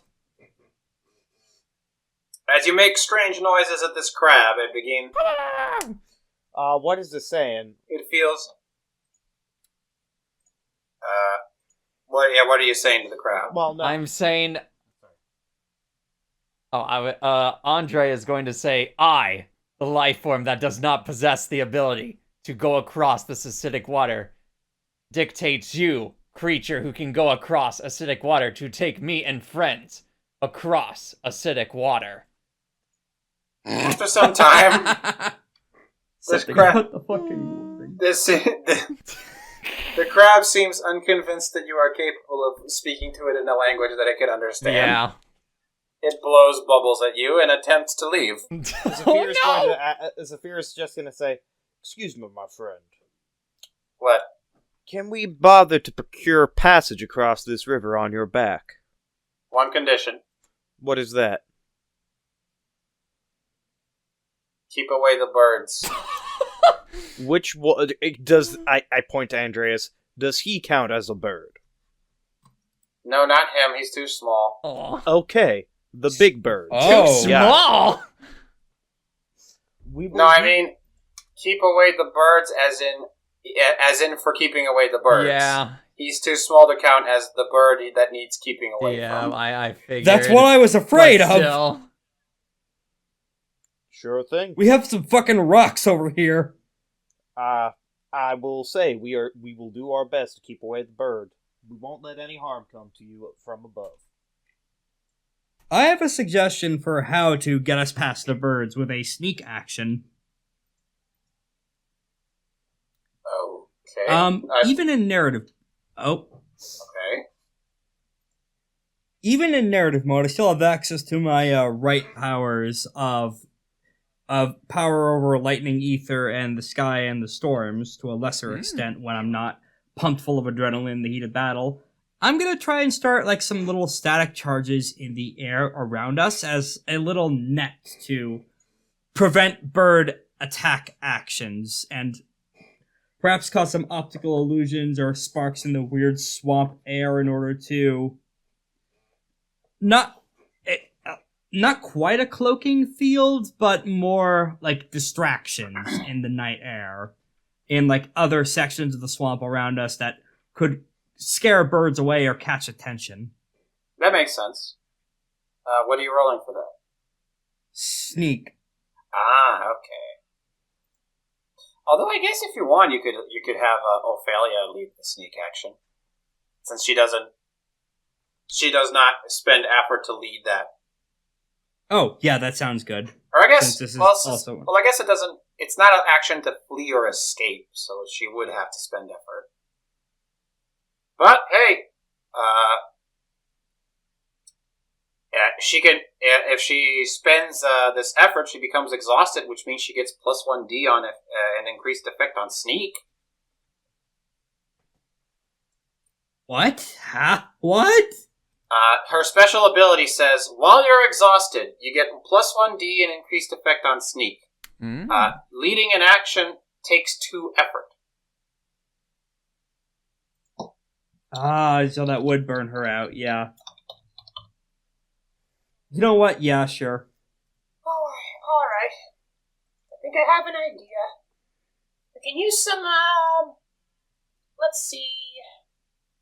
We can use some plants to make it look like a moving piece of debris or something, like a moving island, you know?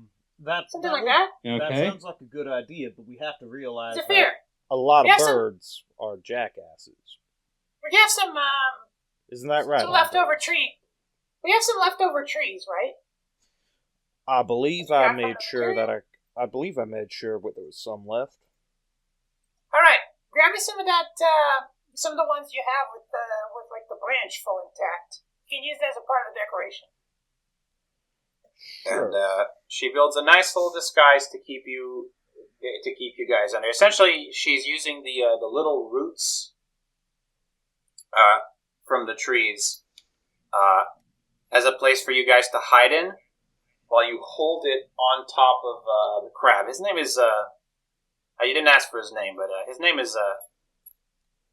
is Corey. Okay. So you put it on top of Corey, and he looks like a moving island. How does it feel, Corey? Like I have 4 ruin apes on top of me. I apologize about that. It's going to be a little uncomfy, but it should keep you hidden, my friend. Okay. If not, And then we'll kill him. All right. Let's see if this works out. 4. 4. Ooh. A thing with consequence. So all of you will be experiencing the consequence. Since she led the action, you all share in the consequence. Okay. So the plan works more or less Okay. as Corey, crouches down into this muddy, into this sort of marshland. You are able to avoid detection for whatever horrible bird it is that Corey was afraid of. Corey got a little too enthused about having this kind of protection, though, so he went a little bit too far down into the water, and you get a little burned from the acid. You take some strain. Let me see how much strain. Each of you take 2 strain. Ow! Okay.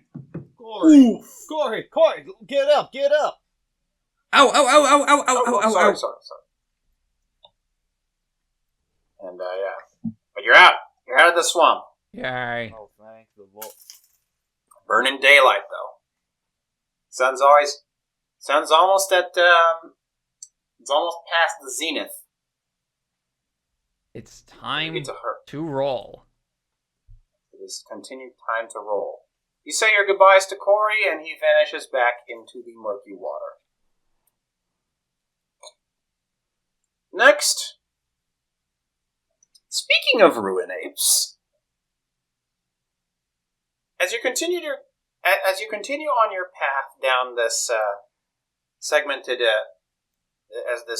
of forest, you start to notice more and more of the effect of the blight, twisting the trees into more ominous shapes as the branches start to become so numerous and full of leaves as to start blocking out the sun, almost as if forming fingers encroaching on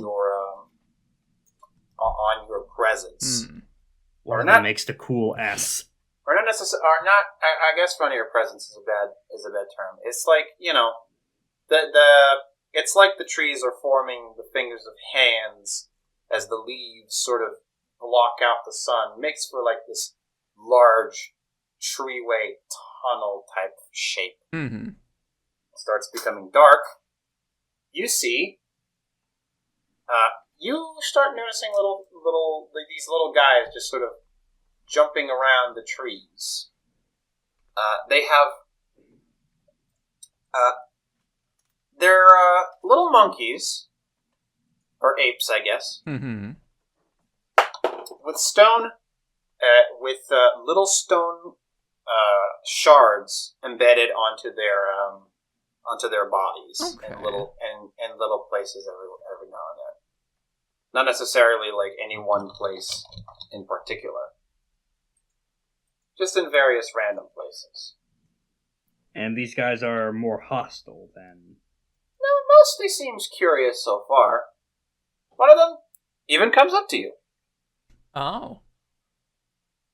He's hanging on your shoulder right now. Hello there. Starts picking at your feathers a little bit. Oh, me? Seeing if you have and Oh. Andre. Actually, who has Pablo? That would me. be Mantrax. Are they going to try to I steal see. Pablo? Well, They're stealing Pablo. one of them's picking. Well, one is currently picking at Andre Alpha, sort of trying to make a scene. Mhm. You don't really see it, but you can try to see if you can roll something to avoid being distracted, or just something to. Yes. Yeah. I would like to try and roll my sneak action. Ooh. Your sneak action, okay. What's the sneak? I know What's the sneak to do? the sneak would be to do something to distract all of these monkeys and give them something they really want as the distraction to try and get out of the way so that they can focus on us rather than trying to pickpocket our skull buddy. Speaking of your skull buddy, he hasn't spoken in a while. Yeah, so. it's been a while since we've heard from Pablo. It's been a while. Holy crap! I forgot what our voice sounded like for a second. Where It are we? happens. Where are we? Also, who's Headed that? toward. We'll cover it later. We're dealing with monkeys. Oh, okay.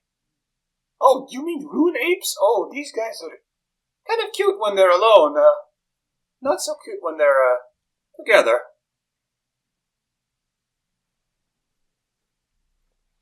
You be I watching. haven't. So you watch So out for them. I have a question. The fish is one use only, right? No, the fish is the fish seems to be as many uses as you want. Mm. Okay. I'll lead over. Hey, fish, what do we do? Fish of wisdom. The monkeys seem more curious than threatening. If you give them something good, maybe they'll leave you alone. Do we have any bananas? I'd like to switch that sneak to a tinker then. I'm going to make a toy for the monkeys. I'm going to whittle it out of some wood and give them like a few balls to play with. All right, so you're essentially making like one of those ADHD toys where it's like a bunch, like two Fidget toys. it's like those things where the guy fills two little little tiny oil cans filled with nails or whatever, and they're tied with a string, and you can like sort of flick them around, and it makes a little sound, like a little sound, makes music. Yes. Making a fidget cube. And would I add the bonus from the fish? Sure, you do. Sure. Okay. Let's go ahead and roll that tinker. 3d6. Let me know if you want to. Keep Let me know if you want to -1. foreshadow any consequences or anything. Right. The consequences, they straight up take Pablo. Do you guys think I should put an effort into this? I can definitely afford to. I would say If you want. Yeah, let's do it. I'm putting an effort into this. 46 keeps highest one. Good thing I spent that effort. Goddamn.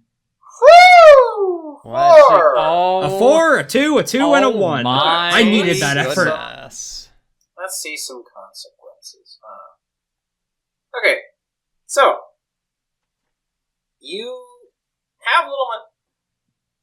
As you begin to notice, there is a lot of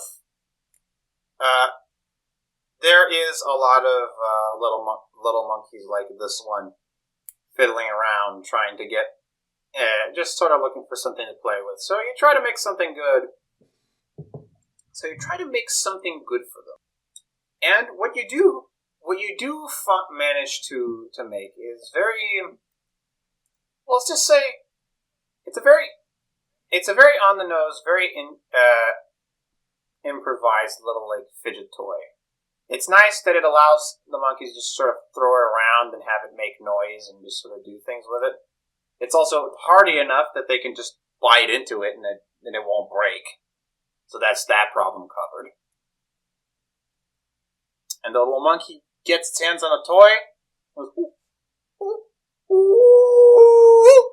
And as you see, dozens and dozens of monkeys just like this one spring up from seemingly impossible corners of these trees, menacingly looking over you. The little monkey throws the toy to the other one, plays with it a bit. He looks at you and nods solemnly. But the little monkey on Andreophis stays with you. Oh. This little guy's gonna make sneaking a pain in the ass, because he's a loud monkey who can't sit still. Oh, no. Mm-hmm. You get -1 to sneak action. You get a curse to sneak actions while this guy's around. Alrighty. Well, at least we kept our skull. We don't have to take it back like 50 cents. Indeed. It's true. It's true. Wait, who are you? I don't know what they would have done. Sorry, Pablo, how are you? Zaffir, it's me, Pablo. I've been trapped in this bag for the past 3 days. It's been so lonely. I've not nobody to talk to all day. I'm so sorry, Pablo. Please forgive me. That's okay. I know. Oh, this is Ophelia's first time with Pablo, isn't it? What the heck is that? Oh, he's our friend. Hello, my name is Pablo. The famous explorer. Yes, I was quite famous in my time. Hold on. I need a moment. Well, why do you think we were running away so quickly? I didn't think you had the skull of a living, one of the most well-known legends of our time, just sitting around talking with you. Yeah. No wonder those guys were chasing you around.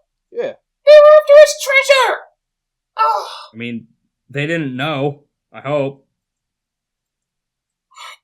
We've been exploring that ruin for ages. There's no way they didn't know. Well, none of the other what they people were that we knocked out I mean, knew. they're incompetent imperialists, so maybe they didn't know. Maybe they knew that there was a treasure, but they didn't know this was the treasure, being our friend here, Pablo. He's the true treasure, no matter what treasure he says he's hidden around. Matter of fact, what the heck are we doing here then? Oh, we're looking for more of his body parts. Oh. How did he lose them? He I doesn't don't know. Oh, right, yes. Well, I'm very sorry, miss. My memory's quite fuzzy from the time after the Green Age. It's been such a long I'm guessing we're gonna find a single foot here. We're gonna need to probably go a lot of places to find the full Pablo. What little I remember from Green Hell, I remember it made much nicer than this. Been a lot more hostile these days. Imagine a place called Green Keep your skeleton on... See, this is why you keep your skeleton on the outside, like a chic shell. Much harder to lose place of. Well, yeah, but if you ever do, you're done for. Exactly. Or it doesn't come off. That's the point. No. Here's the thing, though. When it comes You off, could have- everything comes off with it. Yeah. You see, you can replace an internal skeleton. You can you can't really replace an external one. Isn't that right, Well, that's Pablo? not true. Well, that's not true. Zeke's molt, don't they? Yeah, that's replacing ours. Oh crap, I think I'm due to molt at some point over the next few weeks. That's gonna be annoying. Not a pretty sight, let me tell you that. It's kind of... It doesn't hurt or anything, it's just really time consuming. It's disgusting. We got no time. We got no time to spare. The sun's gonna set in a couple hours, so we better be careful. You're right, Pablo, as always. Isn't Pablo the best, Ophelia? And then you see the nightmare. Oh, great. So have you ever seen like a tree that's been home to like one or more spiders for like a really long time, and it's been like Is this when you want to drop that content warning? content warning for arachnophobia, by the way. Oh, great. To answer your question, somewhat? Like, you know how they, after a while, there's so much web that it starts to, like, sort of cover the tree in this, like, white film, almost. Uh-huh. This cloak. Blocking your path is a big tree filled with spider webs. Oh, great. Everywhere. You don't see the spider that made it. Uh-huh. But judging from the size of the damn thing, you don't want to. Probably. Everyone, don't touch those webs. How the heck are we gonna get past this? Well, there's the obvious solution of, did anyone bring a match? I believe Contingency I do. plan to see if I... Is that in your kit? I believe it is. Ooh. Oh. Check. Because I have the extreme kit. Blight testing strips and curatives, diving suit, foldable kayak. You had a foldable kayak! Yeah. That's, You had a We could have foldable used- kayak this entire time! that's funny. Alright, listen. Zaffir rifling through his pack, seeing that, and Listen going here. past it. Listen, I did not know that I thought the crab's chain would be strong. Like, I don't know how strong this kayak is. You know what? That's fair. It might not be Fair Is enough. acid it resistant. acid-resistant chills? Well, the acidic is only as much as, like, is harmful to your skin and your body. Well, I misunderstood. You just forgot that you had the kayak. It's okay. Oh, goodness, that's funny. This is funny. Don't worry about it. It is very funny. I liked it a lot. Well, let me see what I've got in my pack. I got this Meals, kayak, fancy I outfit, got plus this... song lore, tickets to a show, extends on the local haunts, ranch from model personnel. What the hell? Why do I have so much travel? Why do I have so much travel provisions? I don't know. Why do you have so many travel provisions? Here I it did is. have a flask with some booze. Fire We could starter. use that to try and light the web up. Oh, here's something. Oh? Fire starter. That'll do. Could we combo... Let's combo that with my booze flask. Huh. Alright, I'm the actually curious. I wonder where Doria is. The booze will help us at least start the flame, but considering Where the heck is Gruel? considering how flammable these webs tend to be, it shouldn't take much for it to keep going once we start. I'm sure you've boarded them back at port so they don't fucking die in this hell forest. Doria's in the ocean somewhere. Oh, right. So, let's set aside the consequences. You're attempting to burn a spider's web. Yes, to clear a path. To clear a path. Yes. With fire. Yes. In a Yes. forest. In a forest. Yes. Yes. Yes, we fully It's realize. not lost on us. It's not fully lost on us. realize. Oh. I am not going to tell you what the consequence is because I trust that you can tell. Yeah? On Oh, your yeah. own. Oh yeah, we know. I am spending an effort on this. I'm gonna guess Tinker. You, I guess. Actually, wait. Can I use my smash? Can I use my You can smash? smash. Oh, yeah, let's do that. instead. I would like to spend an effort to get another dice on this. Go All ahead. right. Smash. Smash. Away. So I will get an So extra how do you d6. how do you correct? how do you plan on smashing this? This I'm thing? going to grab a stick, light it on fire, and smash the webs. Okay. This will be fascinating, I'm sure. Are you sure? 5. Success with a consequence. All right. Yeah, that works. So you. Okay.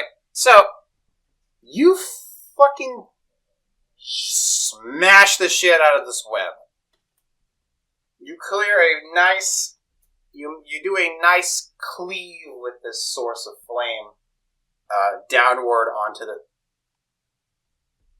this web. It burns away very quickly, and it creates,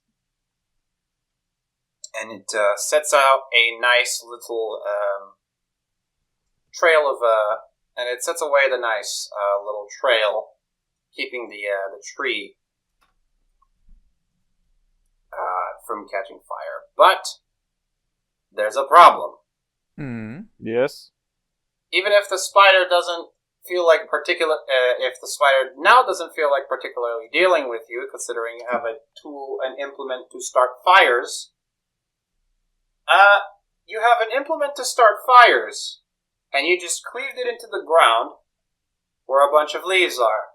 Oh, shoot. You start a fire on the ground. A fire begins on the ground. I will pee. It's and okay. take The it leaf off. pile will burn. It's okay. The leaf pile will burn away to reveal a Korok, and then we'll get a Yahaha. Yahoo! It's a Korak instead. Yahaha! I'm on fire! Yeah. Oh God! So you start. So there's a fire spreading where you are. Can I roll for a contingency? Did you? This is a new scene, so you may if you desire. I will. Although I'd I like believe- to roll to. Although I believe if is it other? Can you contingency for other characters' consequences? Let me see exactly what it says for the ability. Contingency. Resist consequences is something that just happened by taking strain, even for another character. Oh, okay then. Okay, yeah, that could do it if you roll it. Let's go ahead and give it a Let's shot. go 2. Oh. No. No, the forest, the fire is spreading. What do you do? I will take out my flask and throw water in it. What do you roll for that? I don't roll anything. I am literally just throwing water on it. You need to roll Well, for I'm something. Do I? Well, this is an action that could go a couple ways because this is a spread fire. If you throw too much water, you might be left to put out all the fire. Additionally, again, you might not have enough for all of it, and you might not be able to put away the important parts and keep it from spreading. Alright, so I will... And depending on how you throw the water, you might not be able to put it out at all. Okay, I will Hey, Andre, roll have you rolled a traverse. single action? I have rolled for Andre, command once. Nope. You could attempt Yeah, you could. something. Like, for instance, your big 3 stat. Oh, my endure? Okay. You got big, scaly feet that might be fire resistant. Indeed, I could run through the fire. So let's see. Alright, I will... Just letting the fire spread. I will prevent the fire from spreading by using my fast techniques to try and basically snuff out the flames that are going too crazy. You summon your seraph. Yes. So let's see. So just roll endure. Go ahead and roll me endure. If you All want right. to spend an effort, now's the time. Yeah, I might as well, since last one didn't go so well. So that just provides an extra dice. Extra dice. Okay. 4 keep the high. 4d6 keep highest. Yep, narrative play, endure, and 1d, and pop. Hey! Nice! Let's That see is if there's 6. another one. Wait, That's a critical hit! how many go. sixes? That's a crit! 2 6s! I had 2 6s! Excellent work. Thank goodness. So, here's what the 2 6s are gonna do. Mm-hmm. I was going to penalize you by giving you another thing on the clock. I was going to give you 2 things on the clock since it was getting pretty late with you running into so much trouble. Mm-hmm. But I'm only going to raise you 1, and since you managed to, through your technique, you managed to use your you managed to coordinate an effort with Ophelia to use the leftover trees and all that to form some kind of thing to, like a heavy implement, and then you just sort of pull it around to snuff you pull it around the areas where the fire is, so that when it passes by, it sort of suffocates it under the weight of this of the mass, and snuffs the flame out as you drag it across repeatedly, Very stomping nice. the fire out with Do that your feet again. all the way. Very nice. And what's interesting about how you perform this is that the fire managed to reveal something of a hidden passageway. Oh. What? The burning of this, the burning of these of the trees hanging around where you, or the burning of the brush hanging around where you were, allowed you to find a shortcut Okay. leading closer to your final destination. So you get 1 extra point in progression. Yay. So you don't get... Now, Go ahead. when you say a shortcut, is this like a shortcut through the tree? Is there a secret spider tunnel system? Yes. What? Spiders come in all shapes and sizes, and it burned away some of that trapdoor spider style tunnel, and you get to follow it toward the nearest path toward the second to last scene that we're going to be doing. Mantrax tilts his head. She looks very confused. It was hidden under the leaves, and you found it. Damn, the spiders here are smart. This is some good structural engineering. Yeah. Who knew that? Trapdoor spiders are for fucking real. They do that all the time. Who would have thought that the things that hunt your kind would be this well engineered? I don't know, these ones wouldn't hunt my kind. The ones there are like 10 times bigger and also like skitter across water like absolute horrors. Congratulations, you managed to avoid an encounter with dangerous mold. Yay. Oh, because we burnt it? No, because you burnt it. Yay! Anyway, you encounter the final frontier standing between you and your destination. There, just between this enormous larger-than-life tree. Long branches and roots extending all the way to where you are,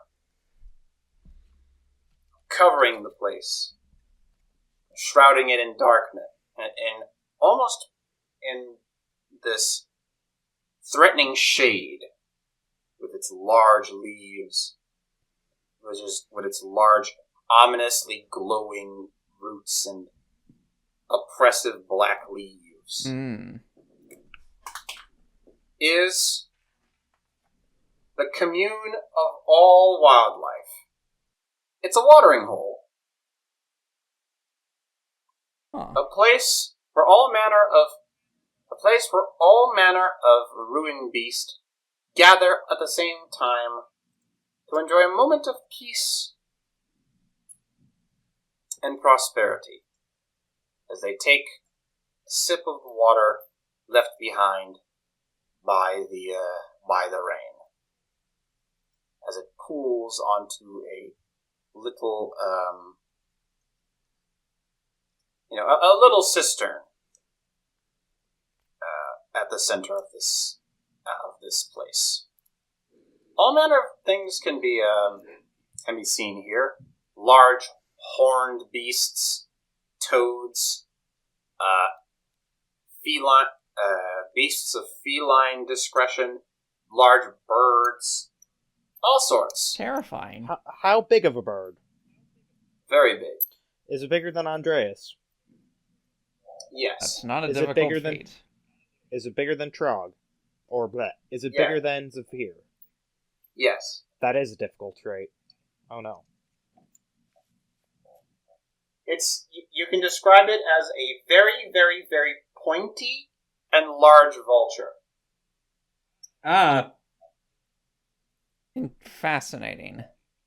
You are faced with a bunch of boys.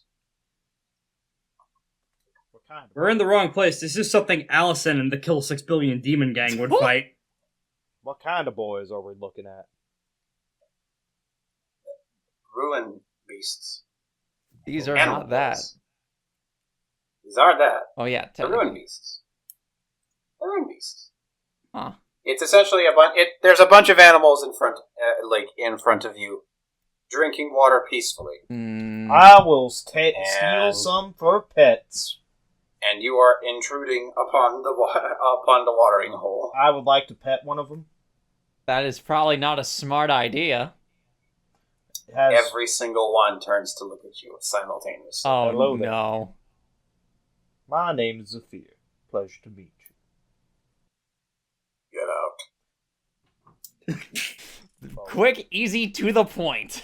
Awesome. Okay. But I thought all I would were like welcomed to at spend- the watering hole. I'd like to spend 2 effort to lead a sneak action to get the fuck out of Dodge. You have -1 to sneak because the monkey is Yep. still with you. Uh-huh.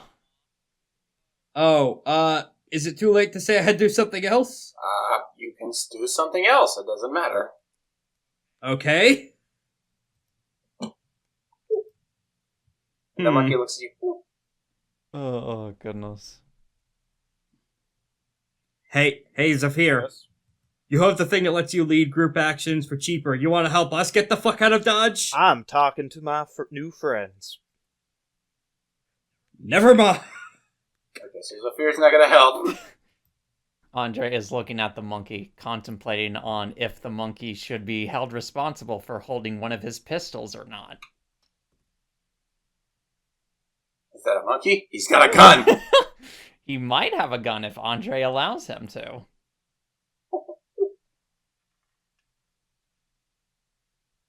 The monkey is very interested in your aid. Well, I guess your pistol's technically made of magic, so Yeah. you couldn't hold it if you wanted. Okay. Andre, you want to try the command thing again to shout these things down? I could try, although these are a bit more tougher customers, it would seem, but I'd be willing to give it a There's shot. There's a lot of animals here. Yeah. Zaffir is going to attempt to make barter. peace. Yes. Okay. We should try to barter with these guys, huh? Maybe. Actually, did you swap around your dabbler trait yet, Korak? No. Why? It might have been an interlude since then. You could switch it into something else if you want. Yes. You can put it on, I remember you had this, this +1 dot on either Endure or Tinker. I believe it was can't use it. Tinker. Yeah. So, you can swap it to something else if you want. I already used Tinker this session, though, so... Alright, so you keep your Okay. so you keep Tinker. Yeah. Okay. Let me see if there's anything useful in my kits that might Look. help. So, let me say this as the GM. If you can give me a cool enough description, and then give me a stat you want to roll for an action you want to do, I'll allow it. Oh, okay. But then I'll still foreshadow a consequence based on what you say. Before that, This is it a new is- scene for me to... This is my general policy when it comes to rolls. Like you can fluff an idea with me any way you'd like. If I think it's cool enough, I'll allow it. But the consequences will still apply. Is this considered a new scene for me to try this damn contingency again? Yes. Okay, let's roll to see if I have anything. For once I do. Okay. What's the contingency for? We have a brief flashback to... let me double check exactly what this contingency does mechanically in order to decide how to fluff this. Increase effect, or... I think I'm gonna lower risk for this. Okay. So So you are less likely to attract the attention of most of the animals with your actions. In terms of... or more of them are likely to leave you alone. Yeah, in terms of narrative, the thing that I'm using here is pheromone bottles, and combined with what Ophelia mentioned about slathering ourselves in mud, decided to take some of that into effect and have, put us in the most chill pheromones that I, as someone who communicates with pheromones, know exist. We smell very fruity and filled with lavender. Oh. Lavender, Nice. deadly. Kill. So you smell like flowers. So you essentially Yes. pick up a bottle and smash it on your own head and spread a bunch of weird mud and such all over yourself. And the animals just sort of look at you like, okay. You seem chill. Yes, we chill. Are you? Pretty chill. Ah, so then would you mind if we chill here?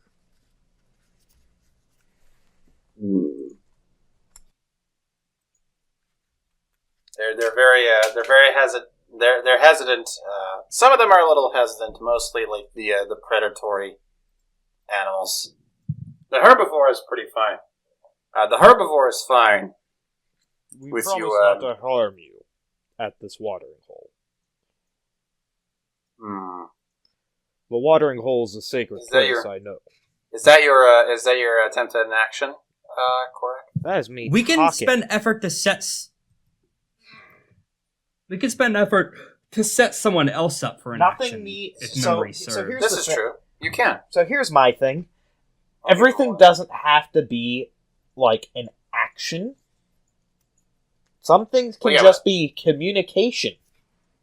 Yeah. Hmm. So yeah, essentially these animals are communicating with you that they are wary of strangers and they feel very protective towards this space that they are. Would it help if I say they're we will protecting. never let anyone know of this besides us? They feel like they need some manner by which to trust you. I am spending that effort in order to set up whoever decides to take this decisive action. To trust you on your word is what they're trying to. Is there anything that we So- have that we can trade? I will look through my bag. Is there anything that I have that I could theoretically trade them? Well, you tell me. You have a bag. You know what's in your bag. Do I? Yeah, because you... I have a funny... How much of the booze is left in my in my flask? Depends. Did you drink any of it? No. And you still got everything of it. And you still got it all left. I sigh, and I am going to do a tinkering action to make a kegger for the wild animals. No, don't do that. That might make them not trust us. Technically, they don't... Well, technically, they don't need it. They just need proof of that you are willing to bargain in good faith. Whatever it is you do present is up to you. So, a kegger of alcohol is a bit of a strange discretion, as wild animals might not necessarily like the taste, but it is something to consider. It's sweetened with the flowers. Ah, so tea. Yes. All right. Dirty tea. All right. So that would be your tinker action. Yep. That's your setup for someone else's peace offering, essentially. Yes. So I guess... Should I still roll? If you desire, you want to. You spent an effort to set someone else up. I thought you would. Oh, yeah, that's part of the peace offering. So, yeah, we could say that my action is through using my craftsperson's skill set to get this bribe ready for them. You could spend an effort to get your charm up to 2, and then have someone else spend the effort to set you up, since you have the higher charm. Since you have the higher charm. Feeling generous? Yes. To just anyone, or? Keep in mind, when I run out of effort, everyone else gets some effort back. Uh-huh. And I'm spending 1 right now for a boost, and I'm down to 1. Uh-huh. Andre and Zaffir both have 2 effort. Oh, do I? I mean, yeah, I could use some effort, yeah. How much, or what's it? Would I need to use 2? Just the 1. Yeah, I'll spend 1 effort. Okay. Actually, yes. Okay, good. Okay.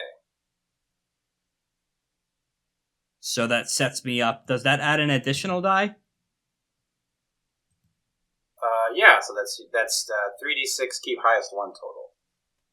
Okay. A 5! That's good, at least. Okay. Alright. So, the herbivore,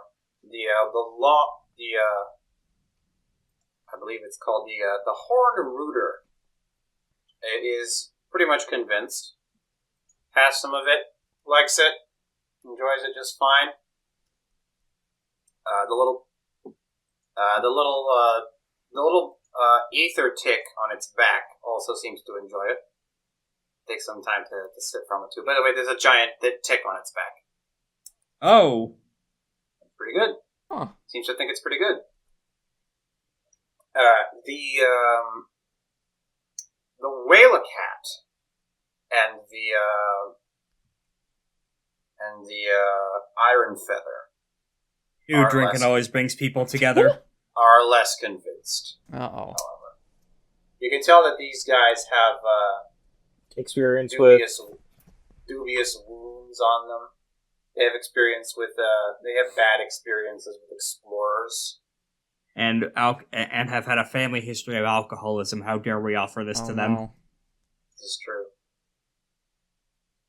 Or at least Zaffir notices that they have wounds. Yeah, this is all being translated through Zaffir. That they have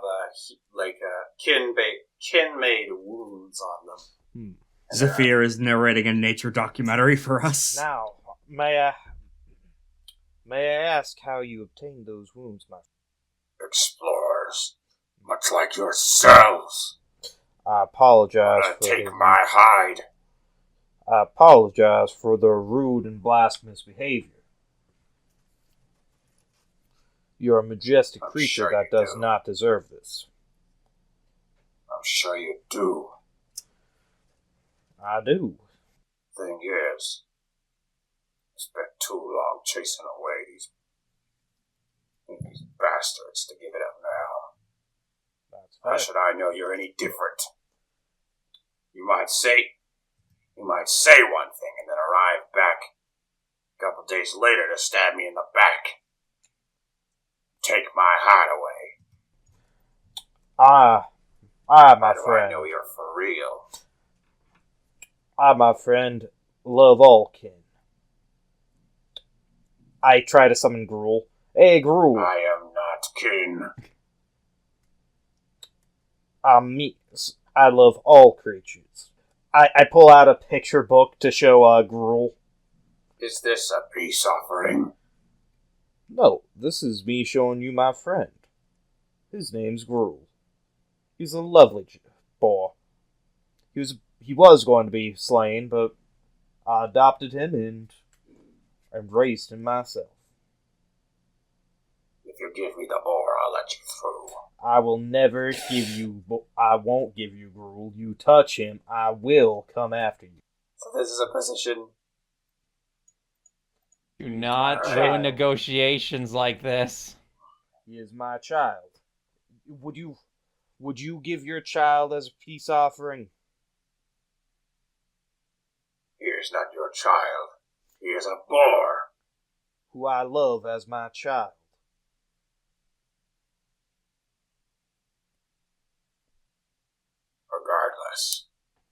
Regardless of what, he is my adoptive son. The boar is an acceptable peace offering if you so choose to go back on your word. So far, your hands are empty. Zaffir, come up with another peace offering, please. I would like to... I'm just trying to think here. I would like to offer any meat substance food that I have on me to him. Do you have any? I should. I should have rations. I have survival rations if need be. I'll be giving him I have, survival rations. Well, I have them, but I think Yeah, I from do your too, kit. from my kit. You also have local animal I knowledge do. too. You according do. to that. I have local I have local fauna and flora knowledge, both good from experience, both good and bad. Ah. Oh, I have curatives. I will offer some curatives to try to heal the wounds. You should have opened with that. I will. The whaler cat does not seem to be willing to. Well, you know what? Roll me. What would you like me Roll to to see if the. Roll me to see if the whaler cat will let you touch it? near it, touch it. I will use endure, because even if it will attack me, I am going to try to endure through the pain to help its pain, and I am going to spend a. I will spend a effort. Okay. You gotta be fucking kidding! Wow, 2 3s on a. Let me see what else you can spend. Want to do effort for, anybody 'cause- want to do a retro setup? Yes, I will spend my last effort to do a retro setup. That causes me to get exhausted, and everyone recovers 1 effort. Goodness. Oh. Everyone recovers in one which- effort, okay. In which case, the retro setup here is going to be... Oh, and I guess since your actions have gotten you into, I guess it would be, it would have to be Ophelia's actions, because she regains all effort when her actions get her in trouble with someone or something powerful. Yeah, but she still gets 1 effort from me. True. Burning out. And she can still do, if all else fails, she can lead a sneak action to get you guys out of there. The monkey's still an issue, though. Mhm. But True, but For she the, can get her sneak pretty high. so does the retro setup give Korak another dice, or does it mitigate the consequences? It gives him another dice. to roll. Okay, in this case, I helped adjust some of I don't know if you have any armor, but I definitely trawled one of my spare coats over you. one of the more masculine presenting ones in order to better fit your big frame, which could potentially blunt some of the horns a little bit. Or the claws, rather. This is a cat. Yes, the claws. All right, roll another dice. It is. Oh! Still a failure. You take 1 strain from the whaler cat's claws as opposed to 2. Okay. Some extra time. Of course, Some the extra next time roll passes. is a 6.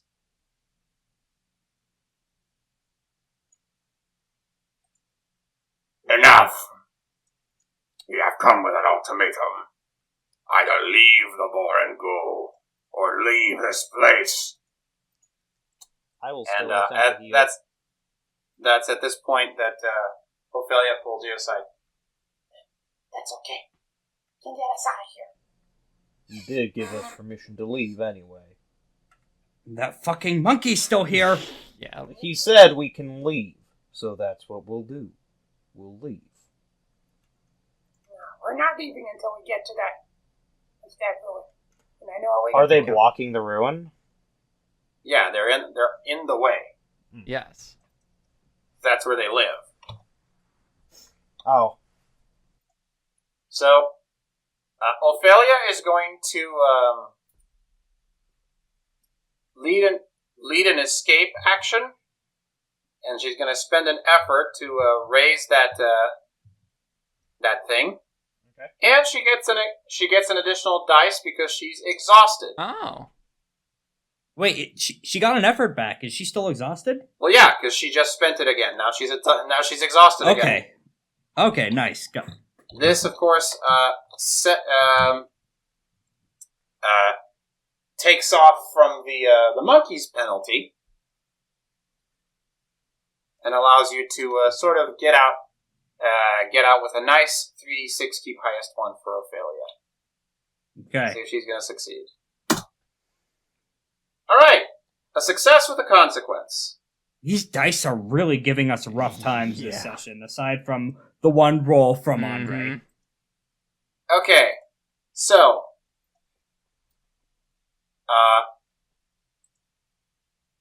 you essentially barge through this. The way that she decides to do it is by causing a giant noise that startles the drunk horn rooter into clearing a path over the whaler cat itself and run through this thing. And she uses the commotion to run toward this. Run toward the base of this tree, which is where you can enter the ruin. But since this was a roll with complications, everyone shares in the consequence, which is let's see, what's a good consequence for this? It's for leaving the.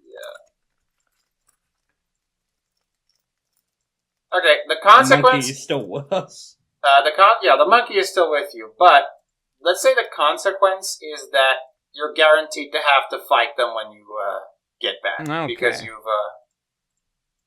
because you've essentially broken trust Okay. by messing with them. Yeah, these guys seem like assholes anyway. Not a big loss. Yeah. So that's that. There's one more final thing you need to do to get through, but now you're mostly clear of the of these other guys. You see at the end of this path leading onto the final piece of this ruin, there's a hole, a giant chasm leading further into this tree. As the subtle glow of the green veins of the blight lead further and further down. It's a sort of like a strange, like parallax effect as they flow downward. It's quite a ways down, as it seems to be.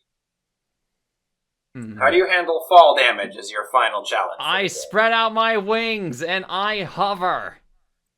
I see. You're actually gonna hover. I am going to, less hover, more slowly glide down. If you want, you could spend 2 effort to have everyone slowly glide down. Can I do that?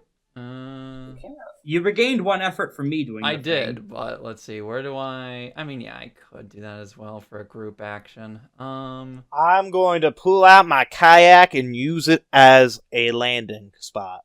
Oh my goodness. Alright, We just strap the kayak to Andre's feet. You can, what do you call that? What do you say? Roll for it. No, you can, what do you call that?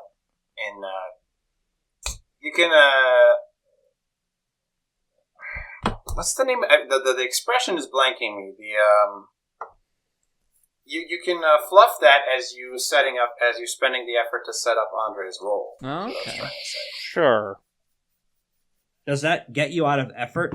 No, because he's got the he regains 1 effort each time you enter a new scene. That's Okay. wild. All right. So that puts him at That's 1. powerful. Yes, that puts him at 1.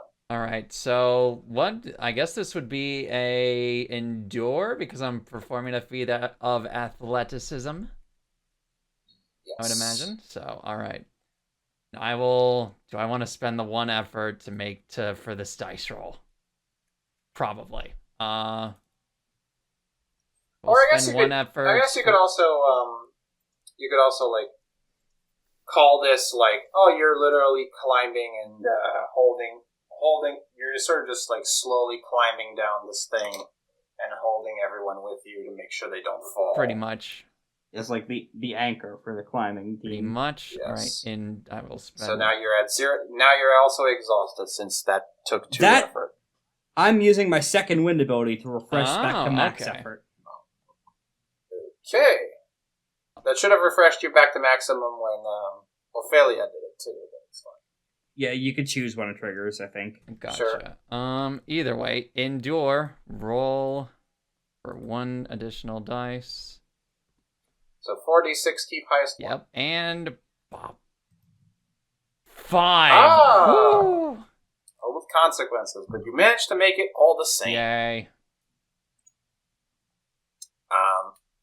You find yourself holding on your back. 2 like medium-sized people and 1 large-sized person. All right, get off now. Oh, you're all killing my back. You take 2 strain from your back. Oh, that hurts. Ooh. I am at 4 of 5. Ooh. Cutting it close. Yeah. Kind of close. But you're hardened, so your 4 o'clock burden gives you no penalties to action. Thank goodness. If that I ever don't- happens. If it gets to that. Right. And hey, burdens give you more experience whenever you call on them. Mm-hmm. All right. Yeah, you managed to get through and make it to the entrance of the deep green hell ruins. Yay. As you venture forward, the subtle glow of mushrooms, phosphorescent mushrooms, seems to illuminate your way and welcome you further into the depths. You know, for as nice as this is, I can't help but feel like we're being watched for some reason. Oh, you mean the skull face thing? We took care of that a while back. No. Something else. I can't shake the feeling. I don't know where it's coming from, but something about this place feels a little bit too suspicious. You ask me? Can't quite tell what he means by this yet. And as you venture forth into the depths Of Eisenberg. behind you, one of the mushrooms sprouts an eyeball. Oh, great. And that's where we're leaving. Oh. And that's where we're leaving the session. Okay. Okay. Attack mushrooms. Wait a second. The You said that we mushrooms. avoided these mushrooms. That was mold. This Mold. is mushrooms. This is just Mushrooms and mold are pretty closely related, Oh, but goodness sakes. this seems like a different strain anyway. Anyway, that's going to do it for today's Ruin Runners. Thank you so much for watching and listening, wherever you're watching, wherever you're listening. Shout-outs to our Patreon. Rex, remind me of their name. GB. GB, our $5 At the Yeah. $5 tier of the six-sided dice. Thank you for supporting, and thank you for supporting. The GB Podcast featuring... None of us are on there. Yeah, I know. It doesn't exist. You're living a dream. You're living a lie. It's a- This world has never seen it We before. made it up. The last 3 hours of your life has been nothing but a fiction. Our writers made it up in the studio. End video. Thanks for listening to Ruin Runners. We here at Action Economy are proud to bring you this and other ongoing AP content, like Fate Breakers, our ongoing Exalted Essence actual play. We now have a Patreon. If you're financially able to do so, you can support us by throwing a few bucks a month or day at Action Economy Podcasts at patreon.com. That is patreon.com/Action Economy Podcasts. All APs live and die by word of mouth, so if you liked what you heard here, feel free to drop us shares, relinks, whatever they do on social media nowadays, and we'll see you next week with more Action Economy podcasts. Fate Breakers and Ruin Runners try and change up every week, so we'll catch you next time for more of our stuff. See you then.